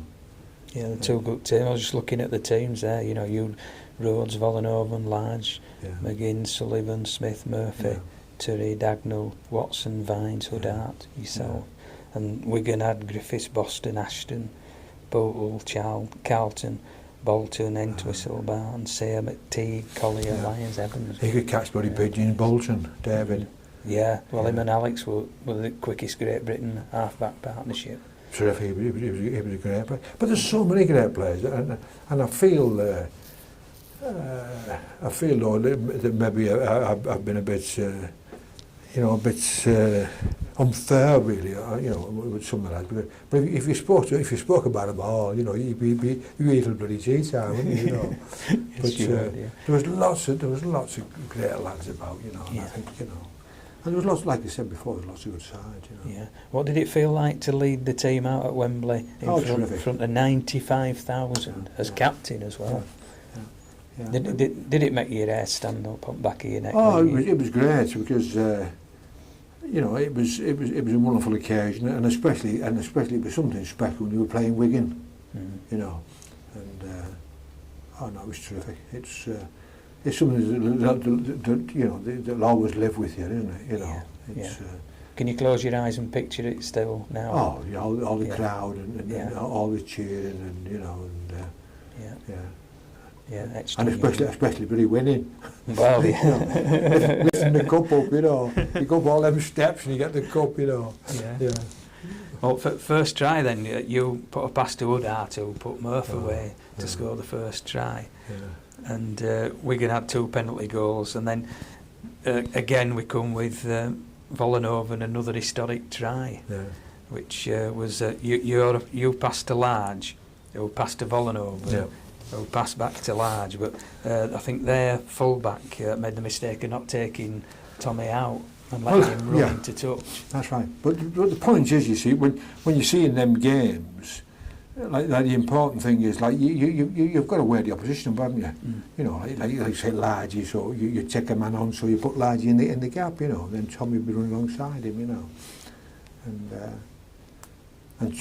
like I said, Tommy, Wembley was built for Thomas, you know, with his pace, and you know, and he just not only had pace, he had everything. He could lick a man, and you know, he was. You know, he's such a great competitor. Yeah. And they rate that now as one of the greatest ever tries at Wembley. Yeah. You know, the people that saw it at the time. Yeah. Well, that was from about our 25-yard line. That's right. Yeah. Yeah. Long way. Yeah. And final score was 12-6 to Saints. Yeah. And you go back to the town hall steps, and they reckon there were 20,000 there. That's right. Yeah. Amazing. Yeah. At this time now, you'd achieved so much, and you say your businesses were taking off. Was it becoming a strain to try and do both? Well, it was really, and you've got to.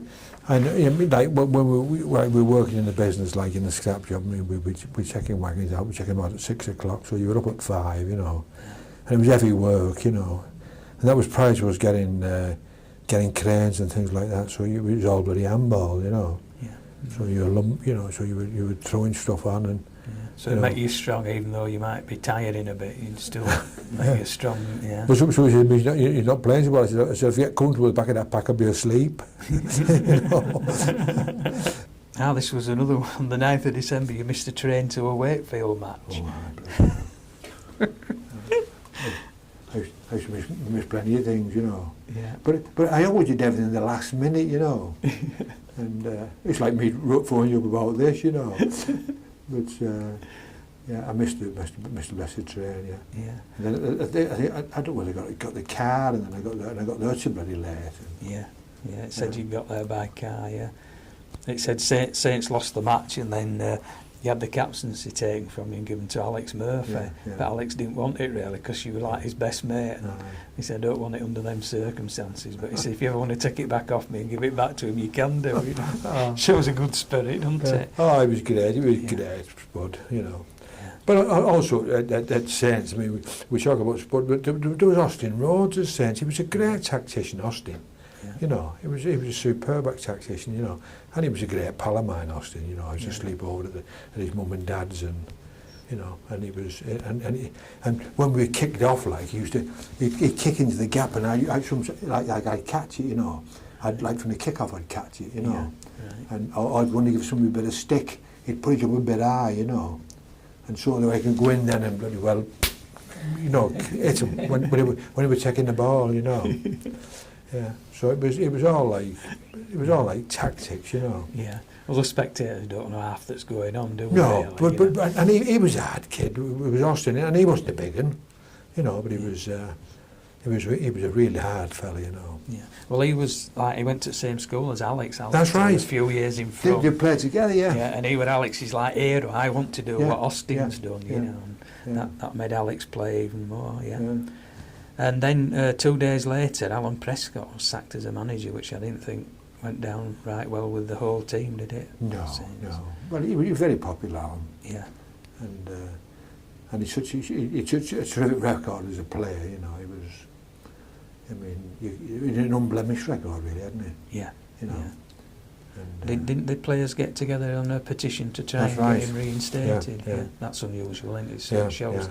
the respect the team Yeah, have. that's right. Yeah. Yeah.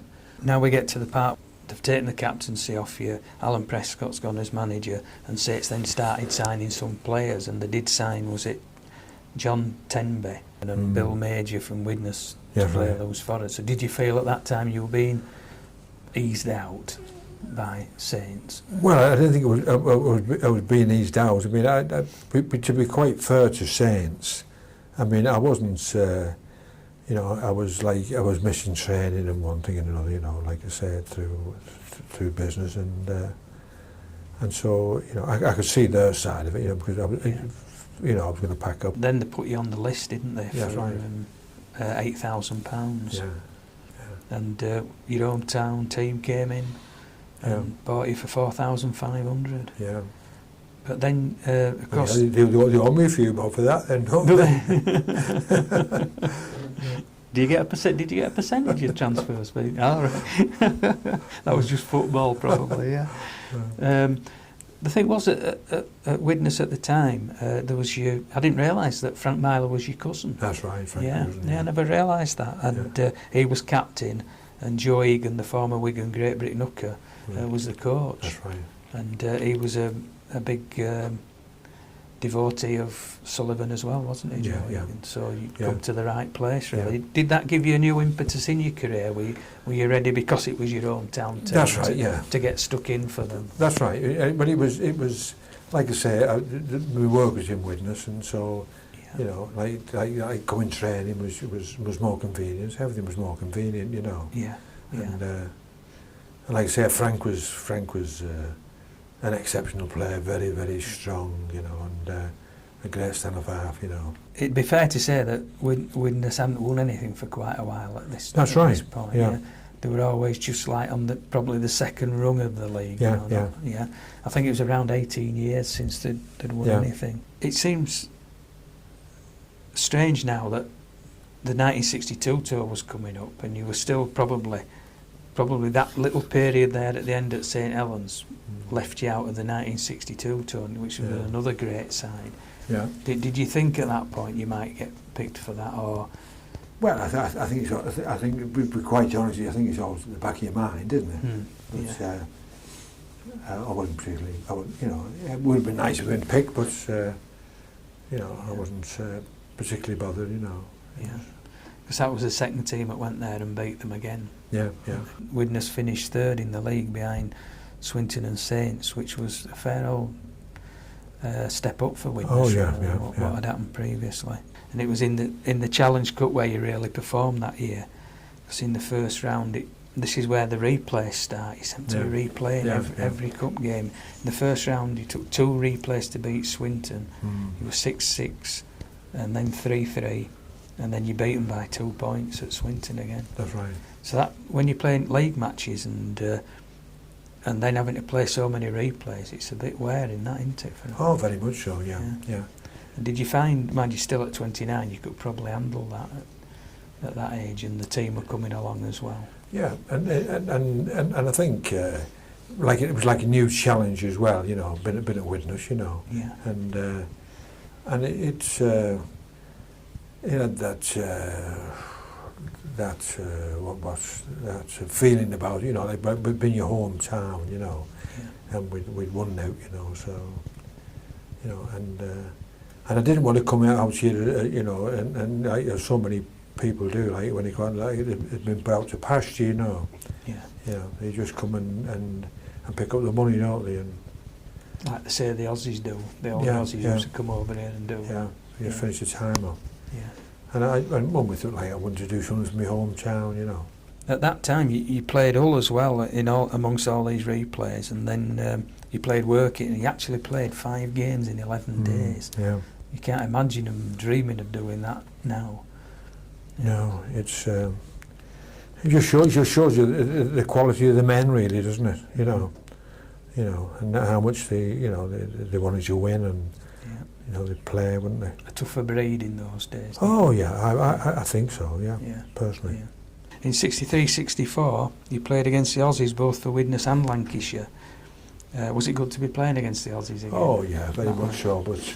But then again, like you know, as you get that bit older, you know, you wonder like, you know, whether you've got the same, you know, like when you were crossing 58, like I was 25, 26, you know, and of course you have that appetite, don't you? And you wonder like, you know, you get amongst them, don't you? And, yeah. But as you get a bit older, it's... You've seen it all before, in effect, at that point. Well, it's a terrible way to put it, really, but it's really correct, isn't it?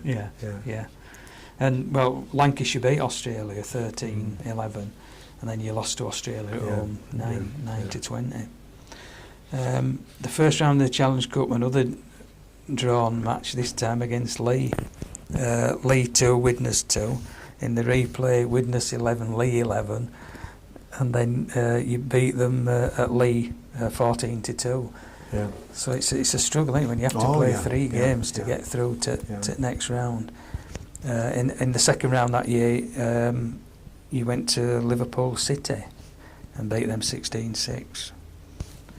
And then the third round, Swinton, 2 replays, Widnes 5, Swinton 5, Swinton 0, Widnes 0, Widnes 15, Swinton 3. Yeah. So you're like playing nearly 2 seasons. That's right. We're going through. Yeah. But the side was full of local lads, wasn't it? Oh, yeah.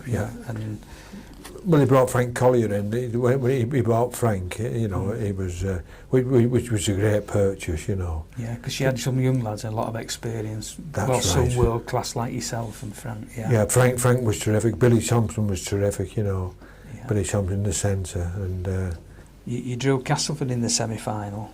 Yeah. To be played at Swinton, and again you drew 7-7.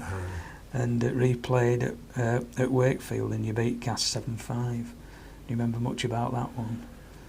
Well, that was another hard game, like, you know. But and Ray Owen, you know, Ray Owen was scrum half that day, you know. Right. And I just recollect Raymond, you know, been over the bloody moon about getting through. We got to Wembley. We were on the road to Wembley then, you know. Yeah. And he was so elated, you know. But well, all the young Widnes lads would be. Oh, they were, you know, it was a terrific feeling, like, you know, a Widnes, like, you know, because it was. I mean, at Saints, you played with a galaxy of stars at Saints, so you were, you know, if one of you had a bad day, the other ones could like pull you through, you know. But at Widnes, it's you were reliant on team effort all the while, you know. Otherwise, you were in lumber. Yeah. And it'd be the first time they'd gone there for years, wouldn't it? That's right, yeah. And the other semi-final was Hull KR Oldham. Hull KR beat Oldham 12-2. Yeah. Yeah, it's been 14 years, I think, since you were last in a trophy final at Widnes, yeah. So the final on May the 9th was played in front of 85,000, and you won the final 13-5. Well, that was a bit special because it had been my hometown, you know. Yeah. And like captain the side as well, you know. It was a bit special. And Big Frank scored a try, you know, and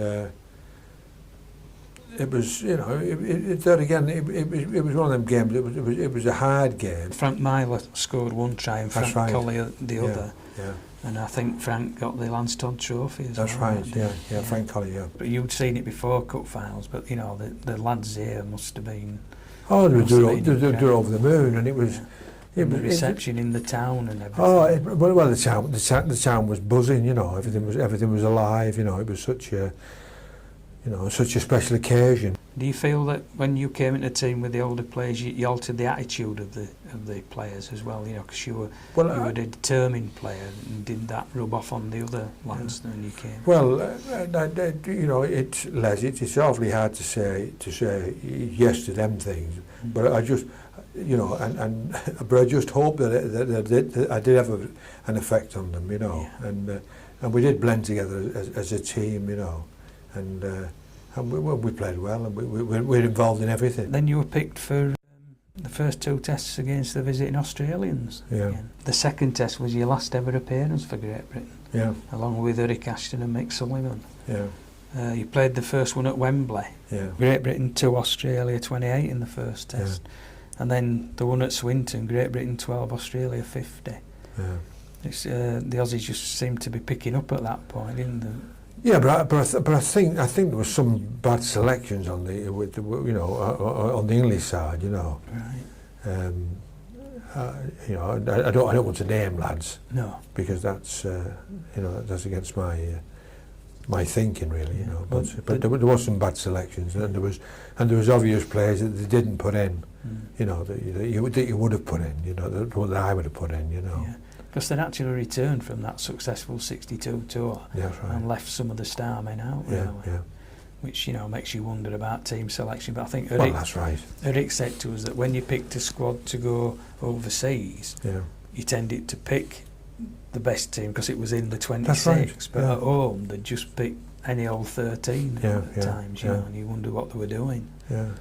In 63-64, you played 25 of the 40 games. But was business taking up more of your time again? I think so. Plus the fact, I think time was catching up on you. You know, you like I said, when you're in your pump, you could get over injuries quicker, couldn't you? And you know, and plus the fact that we had the business, and you know, it made a big difference, didn't it? Yeah. And so you were nearly 33 now, heading for your 5th season with Widnes. This is in 64-65, and you played 17 of 42, still playing loose forward that year. You lost in round 1 of the Lancashire Cup, and the Challenge Cup you lost in the second round to Bradford Northern 6-7. Yeah. And that was your last ever. Well, that's right. When I came off, and I said, I just came off the pitch. I remember that day, and I just said, I've had enough. I'm not playing again, you know. He said, "You're joking." I said, "I'm not really joking." It finished, you know, and because it got that time, like you know, like I get 33. In them days, you were an old man at 33, weren't you? You know. Yeah.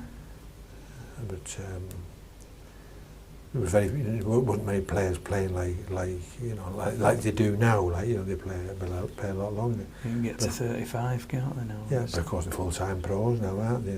They're getting looked after all the while, aren't they? Yeah. You know, well, you'll be looked after ourselves, won't we? More or less. Like you say, treating your own injuries and things like that. Yeah. It takes a toll, doesn't it? Yeah. So you spent the next 6 years out of the game. That's right. But you'd coach athletes. Yeah, but Bill Hartley, he was the English 400 metres hurdle champion, and Donna, his wife. Oh yeah. Yeah, and you know, we became good friends, you know, and it was nice, and I also had a young boxer like called Tony Strong, you know, and he got through to the final of the ABAs, you know, and he was a great scrapper, you know, quick, you know. He was a welterweight, you know, like welterweight, you know, but he could hit, you know, and he was very quick, and his dad brought him up and said up to our house and said to me, he said, would you give him a bit of training, you know, and I said aye, you know, and we was and of course he became like a son to me, really. Well, not just to me and the wife, you know. Yeah. And he's a very special lad, you know. And he finished boxing, and now he's done remarkably well in business. Oh, you know, he's a big boss now at one of the big American firms, you know. And he's done really well. Because most of these boxers finish the bloody days and end up on the heap, don't they? Yes, they do. Yeah, they have loads of hangers on, taking the money off them and all this, don't they? And plus the fact that when I started coaching, you know, it was. I also brought like a lot of the boxing training techniques in, you know. Yeah, because did you bring in weightlifting as well to Cluns? Yeah, because it was 71-72 in the close season. Don Gullick resigned as the coach at Widnes, and that's when they approached you. Was it Frank? Frank Devenall. Devenall, was it? Yeah, the chairman. Yeah. Yeah, contacted you to see if you were interested in the job, but you put certain demands in, didn't you? You demanded, which was rare, full control of the playing side. Yeah. Well, we were doing all right. So I said, I don't want any money. I said, but I want complete control. You know, everything I do, everything I say goes. You know, and And so they gave me full control. And it worked out well because, you know, we did all sorts of things, like we got the families together, the wives together, we had special nights and, you know, like having all doing turns and, you know, we like got them all together as a team, you know. Yeah. And then we brought the, you know, different training techniques in and, you know, and I was a great advocate of weights, you know, weight training. I mean, speed's allied to strength. If you've no strength, you've no speed. You know, if you look at these sprinters now, they're all built like bloody houses, aren't they? You know, bloody huge biceps. But they're all like weight lads, aren't they? They all work on the weights, don't they? Yeah. You know. It's full body fitness, isn't it? It's most important. And what I always said to the lads, I said, first and foremost, I said, you're athletes. I said, secondly, you're rugby players. But the most important thing is that we're athletes. And we used to talk about money. I said, look, money, the most important thing, I said, is get the bloody punters in.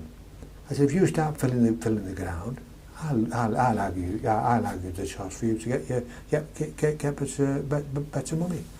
But I said, if you don't entertain, we're in the entertainment business, aren't we? If you don't entertain, there's no punters, there's no money, is there? But if you entertain, the job's easy. Actually, you got a compliment at the time. There was a quote: "Average players became good players, and good players became great players almost overnight due to the guidance of Vince Karalius." That's a real compliment. The players, you know, even I know, you know, slightly out of my era, but you know, like Dutton, Brown, Prescott, Aspey, Gaydon, Hughes, Dennis O'Neill, Reggie Bowden, McLaughlin, Ashton, Warlow, Doherty, Nelson, Ferran, Elwell. Keith Elwell, Walsh, Mako, Sheridan, Adams, Mick Adams. Yeah, big really forward Mick, yeah. Kerwin, Dearden, Nichols, that was George Nichols. That's right, yeah. Reynolds and Blackwood. So you had lads in there that later became the great team that kept winning the cup. That's right, yeah. And did you say that in these lads when you arrived? Well, you could see the potential in lads. We had lots. We had like Reggie was only a little fella. With Elwell, he was a little fella, you know. Yeah. And when he come down, you know, it was like when I bought Big Jim, you know, because when I looked at them all, I thought it was like bloody. I thought I'd gone in the pantomime like Snow White and the Seven Dwarfs, you know. And then I brought Big Jim over. Well, with Big Jim, like it was like going out with your dad, you know, Jim, because it you know, Jim would fight at the drop of a bloody hat, you know. But he, you know, and it was, and there again, I think it was a bit of management skills, you know, like blending together. It's all right. You can have all these lads, you know, you can buy all these different players, can't you? But they never blend together. So you've got to blend them together, haven't you? You know, you've got to pick people who complement each other, haven't you? Yeah. You know, and get that particular, you know, bond between them all, you know. And that was what you young press. Well, you used to have him on the weights, you know. I used to call him Powerful Pierre, you know. We used to have him on the bloody weights, you know. And he was a powerful lad, you know. But and he played on the wing, you know. And when we played, we used to play Swinton, and they had a kid on the wing. What was his name when I played on the wing for Swinton? He was a quick fella. He was a rugby union fella. What the hell was his name? But anyway, I said to Johnny, like I said to Alan, like, you know, the way to stop him, like doing it, is to knock the bloody centre out. When you see the ball come to him, and the important thing is when you're going to take somebody out, like the important thing is you don't win when a fella's got the ball. You do it before the fella's got the ball. So when the ball's in the air and he's committed to catch it, then you can give him a bit of stick, can't you? Yeah. You know. Yeah. And Alan used to do that. So he did it to perfection, you know. Yeah. What the fella's name on the wing? Can't remember his bloody name. But anyway, it all worked out, you know. But he was a great lad, you know, and we're all great lads. Then, as you say, in October, you signed Big Jim Mills. Yeah. Described as a confrontational forward. Yeah.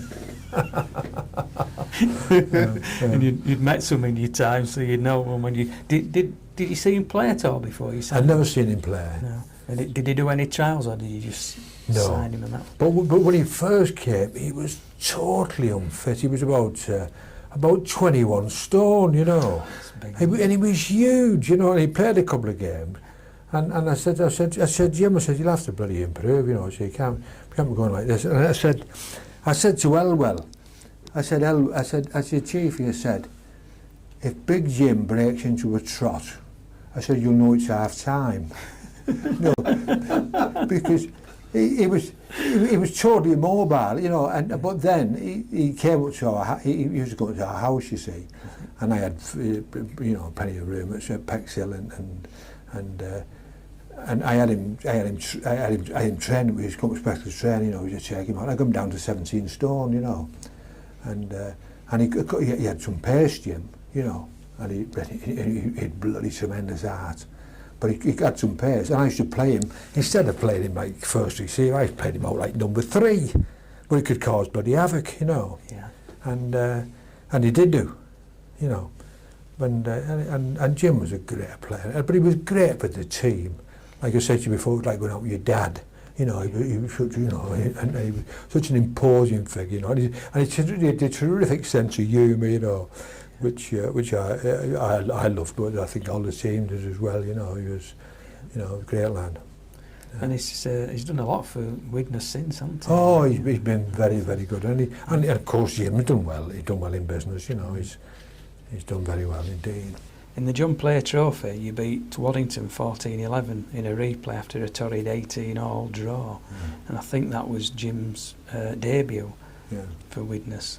So was Jim part of the torrid part of the... Oh, aye. But he said when he come out, I think after Specky's gasped, like, you know, because he was such a big man, you know. He was like a bloody giant coming out, you know. But he was a huge fella, you know. Yeah. But he was a huge fella in every way. He was a good, you know, he was a great player, and he was, you know, it's such a. What should I say? Like a bonding influence, if you like, on the team, because he was well liked, you know, and you know, everybody liked him, and he was a great lad. In the Challenge Cup in round 1, you beat Blackpool 53-3. Waddington beat you 28 at Waddington. Yeah. Was that a disappointment that year? Well, I think it's always a disappointment in derbies, isn't it? Like, you know, like you're playing Waddington, you know, you're playing like the Saints, or, you know, derby games. You know, when you lose them, there's always the you know, the disappointments, isn't there? Yeah. In January 1973, you sold George Nichols to St Helens. Yeah. Because he later became a Great Britain second rower and loose forward. But you signed to replace him Dougie Lawton from Wigan. Yeah.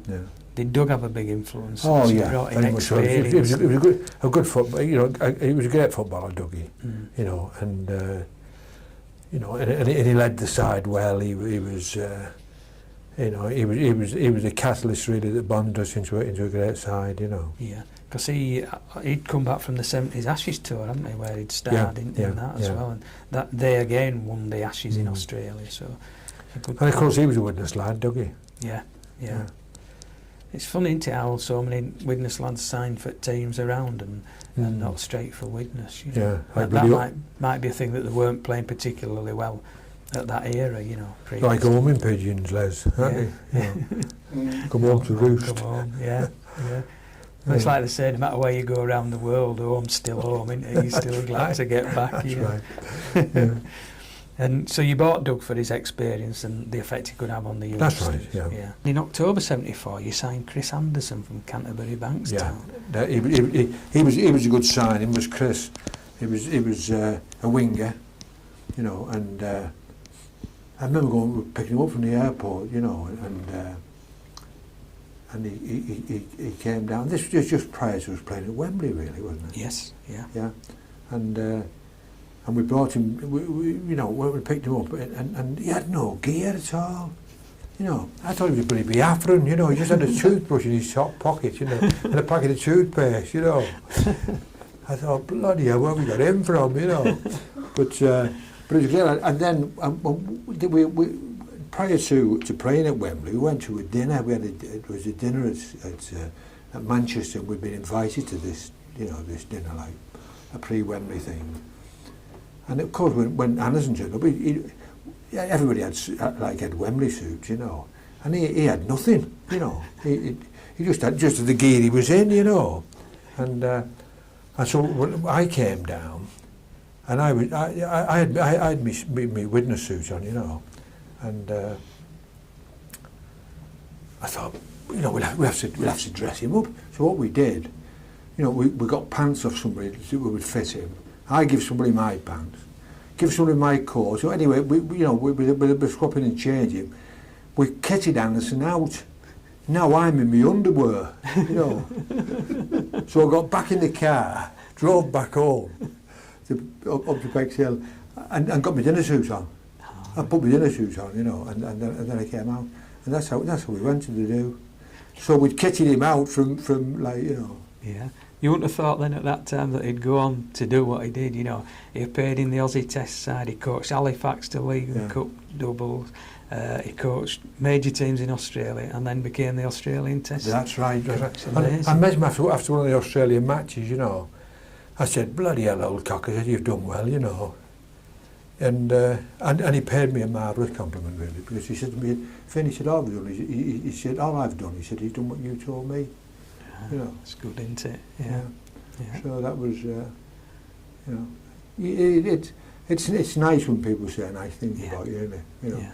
But I don't like saying it because you make it sound a bit big-headed, doesn't it? No, it's nice to know, isn't it, that folk like you, you know, and your methods, yeah. But he was a great lad, and he was a great finisher, you know, and yeah.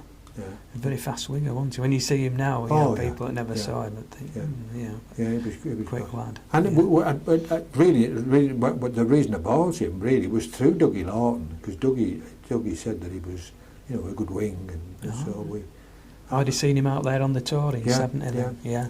So I got him really on Dougie's word, really. Yeah.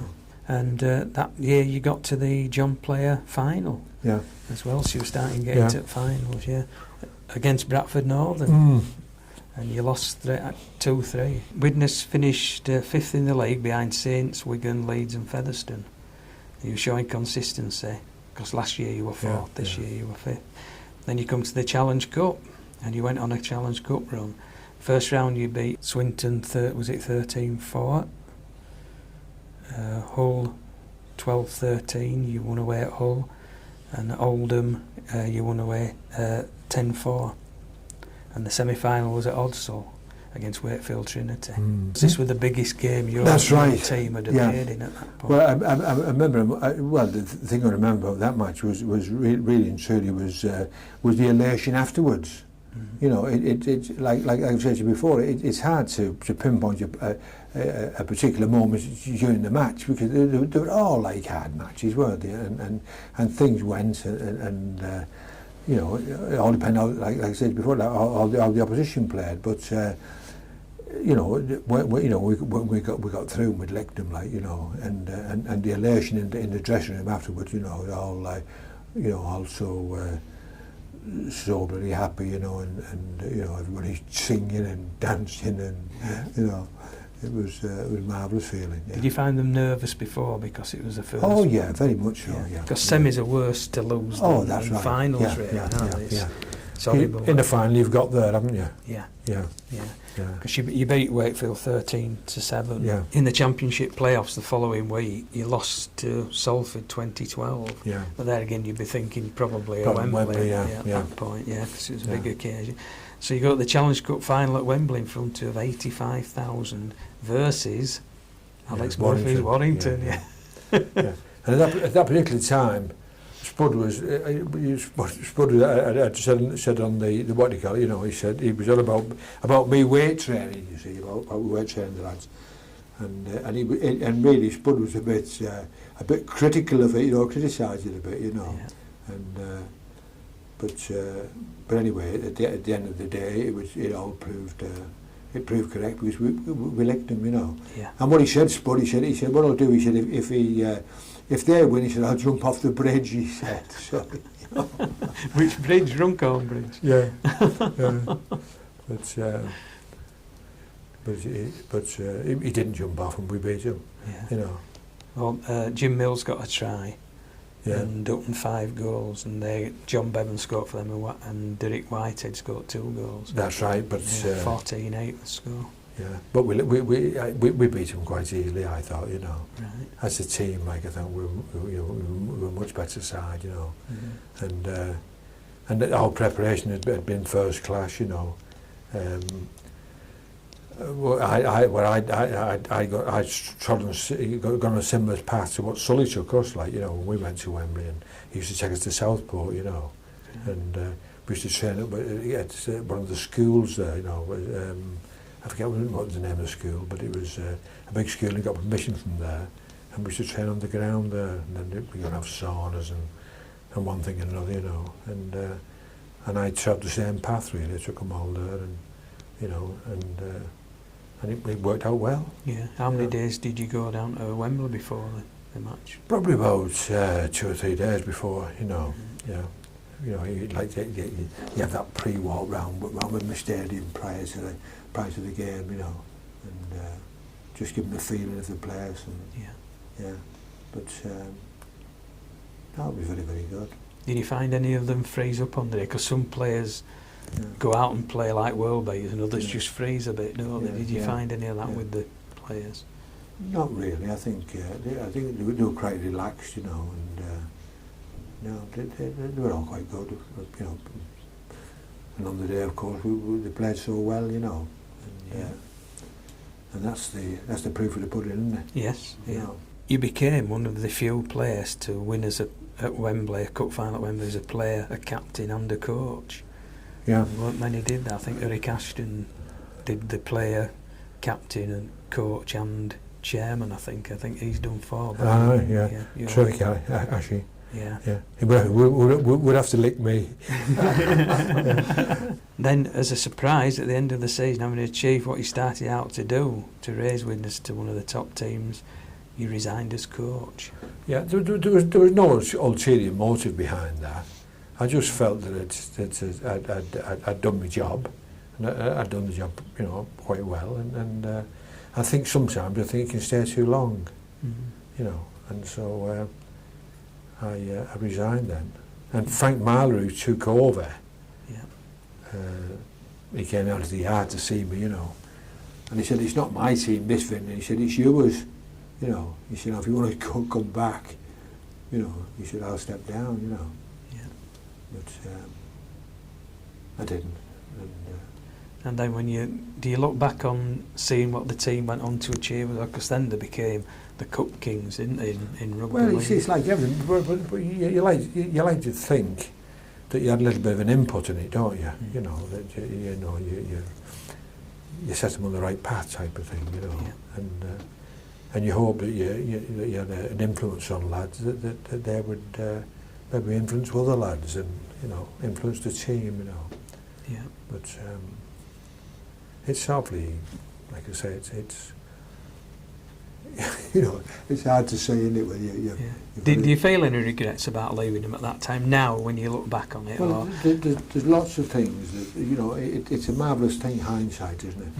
And there's lots of things I've done in my life that I think back and I think, God bless us, I should have stopped. I should have kept that, you know, and I should have kept it this. But you know, I've got that bit inbuilt thing with me that when I get to the top, I wrap up. Go you know, at the top. Yeah. If we get near the top, you know, I just it just seems to like lose my enthusiasm, you know. Yeah. And well, they say, don't they, the only way is down when you've reached the top, don't they? That's right. Yeah. And you know, people don't want to go through that. Yeah. So you were out of rugby league, and then you came back to coach Wigan. You know, why did you decide to come back at Wigan? Well, that's a good question, and I don't really know. I don't really know the answer to it, you know. But I came back. How did you find it at Wigan? Was it a different atmosphere because they expect it to be the best team, didn't they? They weren't like Widnes, who'd been used to not being at the top. I don't think there was there wasn't the same team spirit there. I don't think at Wigan, you know. But all the lads were great, you know. I mean, and we started training there. You know, I brought like techniques that I used at Widnes, and you know, and we brought them in. And they did, like, we got to the final of the Leicester Cup, and we didn't make any, you know, we didn't make any particularly great signings, you know. And I think we were a bit, I think they were a bit governed with the cash, you know. Yeah. Because at that time crowds were dropping all over rugby league, weren't they? Yeah. You know, there weren't the big crowds you used to get. So that's right. Like everybody else, they might have been strapped for cash. Yeah, yeah. So, you know, it was a time, and when I reflect back on this, you know, and you know, it was you know, it was a time, like, it was a trying time in as much as you know, there was lots of young lads there, you know, but we didn't have we didn't have the cash input to strengthen the Billy side initially, you know, and then build on it, you know. Yeah. Yeah. So you couldn't bring in the experienced stars to like bring the team along. No, we got through the Lancashire Cup final. Yeah. We got beat in the Lancashire Cup final. We got beat by Workington, and Tom Mitchell, my old mentor, my old tour manager. Tom was of course manager of Workington Town, you know. Right. So Tom was delighted. Now he's dejected. You know. But he was a great lad. Yeah. How many years did you do as Wigan coach? I didn't do an awful long time as Wigan coach. I think I did 2 or 3 seasons. And, right. Yeah. And you didn't win anything at all in those times? No, we got up to, you know, we were quite handy in the league. It was about, I couldn't remember properly, but probably about 6th or 7th in the league. Right. I said we got to the final Lancashire Cup, and you know, so we didn't do badly. No. You know. But looking back, do you wish you hadn't actually taken that step to management? Yeah. So it's strange, isn't it, leaving your hometown team and having success and then going to what was one of the big guns, not enjoying it as much, perhaps. Yeah. So did you resign in the end? I resigned at Wigan. Yeah. So you've been successful in business anyway, so and you were still.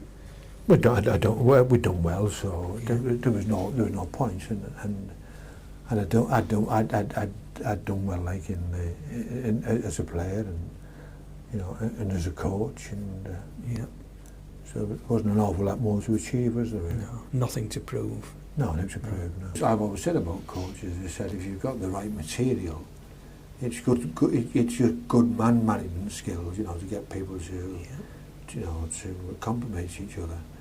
But if you've got a load of scrubbers, you know, it's bloody hard work, and it's like Ferguson at United, isn't it? You know, if you'd no cash, or you know, your man at Chelsea. Yeah. But you know, if but they've got a limitless purse, haven't they? Yeah. You know. Yeah. I used to feel a bit guilty that I couldn't improve kids. Not long after that, I suppose you were inducted into the Rugby League Hall of Fame. That's right. Yeah. Which did you find that a great honour to? Oh, it was. It's the highest accolade, isn't it? Really, you know. Yeah. Yeah. And I think it was the first forward, wasn't it? Yes. Yeah. You were. Yeah. Yeah, it's a great compliment, isn't it? Oh, it's a really compliment, yeah. And when you look at the way people talk about you still in Australia, you know, and where people said to us, you know, you're doing an interview with Vince Karalius, you know, it shows you're never forgotten when you've played at that level. It's very humbling though, really, because you've been lucky in life, haven't you, in lots of ways, and I've been lucky in that I've played with lots of great players. Mm-hmm. I've been lots of great teams, so. Do you look back and sometimes be amazed at where you came from and how, you know? Yeah, what you did achieve, I don't know how we did it, you know. And I think, bloody hell, you know, and when people talk, you know, and sometimes people talk, and I think they talk about a different person, you know. Yeah. But because you're still the Vince Karalius that you've known all your life, aren't you? And that's right. To them, you're a star, and it's sometimes hard to accept that, isn't it? Yeah. Okay, Vince, that's been great. Just to thank you for coming along again today, and I've enjoyed it. I hope you have as well. Les, it's been my pleasure, and I'd like to thank you very much indeed for inviting me. Cheers, you're welcome, Vince. Thanks a lot. Yeah.